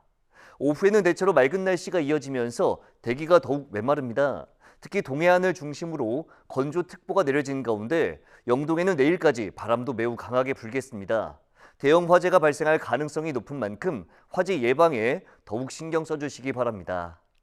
내일 아침 기온 오늘보다 2도에서 5도가량 높겠습니다. 서울 영하 1도, 대전 0도, 광주 2도, 부산 4도로 예상됩니다. 낮 기온도 오늘보다 1도에서 3도가량 높겠습니다. 서울 8도, 대전 10도, 광주 11도, 부산 13도로 예상됩니다. 남은 한 주도 대체로 맑겠고 예년 기온을 웃돌며 크게 춥지 않을 전망입니다. 날씨 정보였습니다. 네, 화요일 뉴스나이트 마치겠습니다. 함께해 주신 여러분 고맙습니다.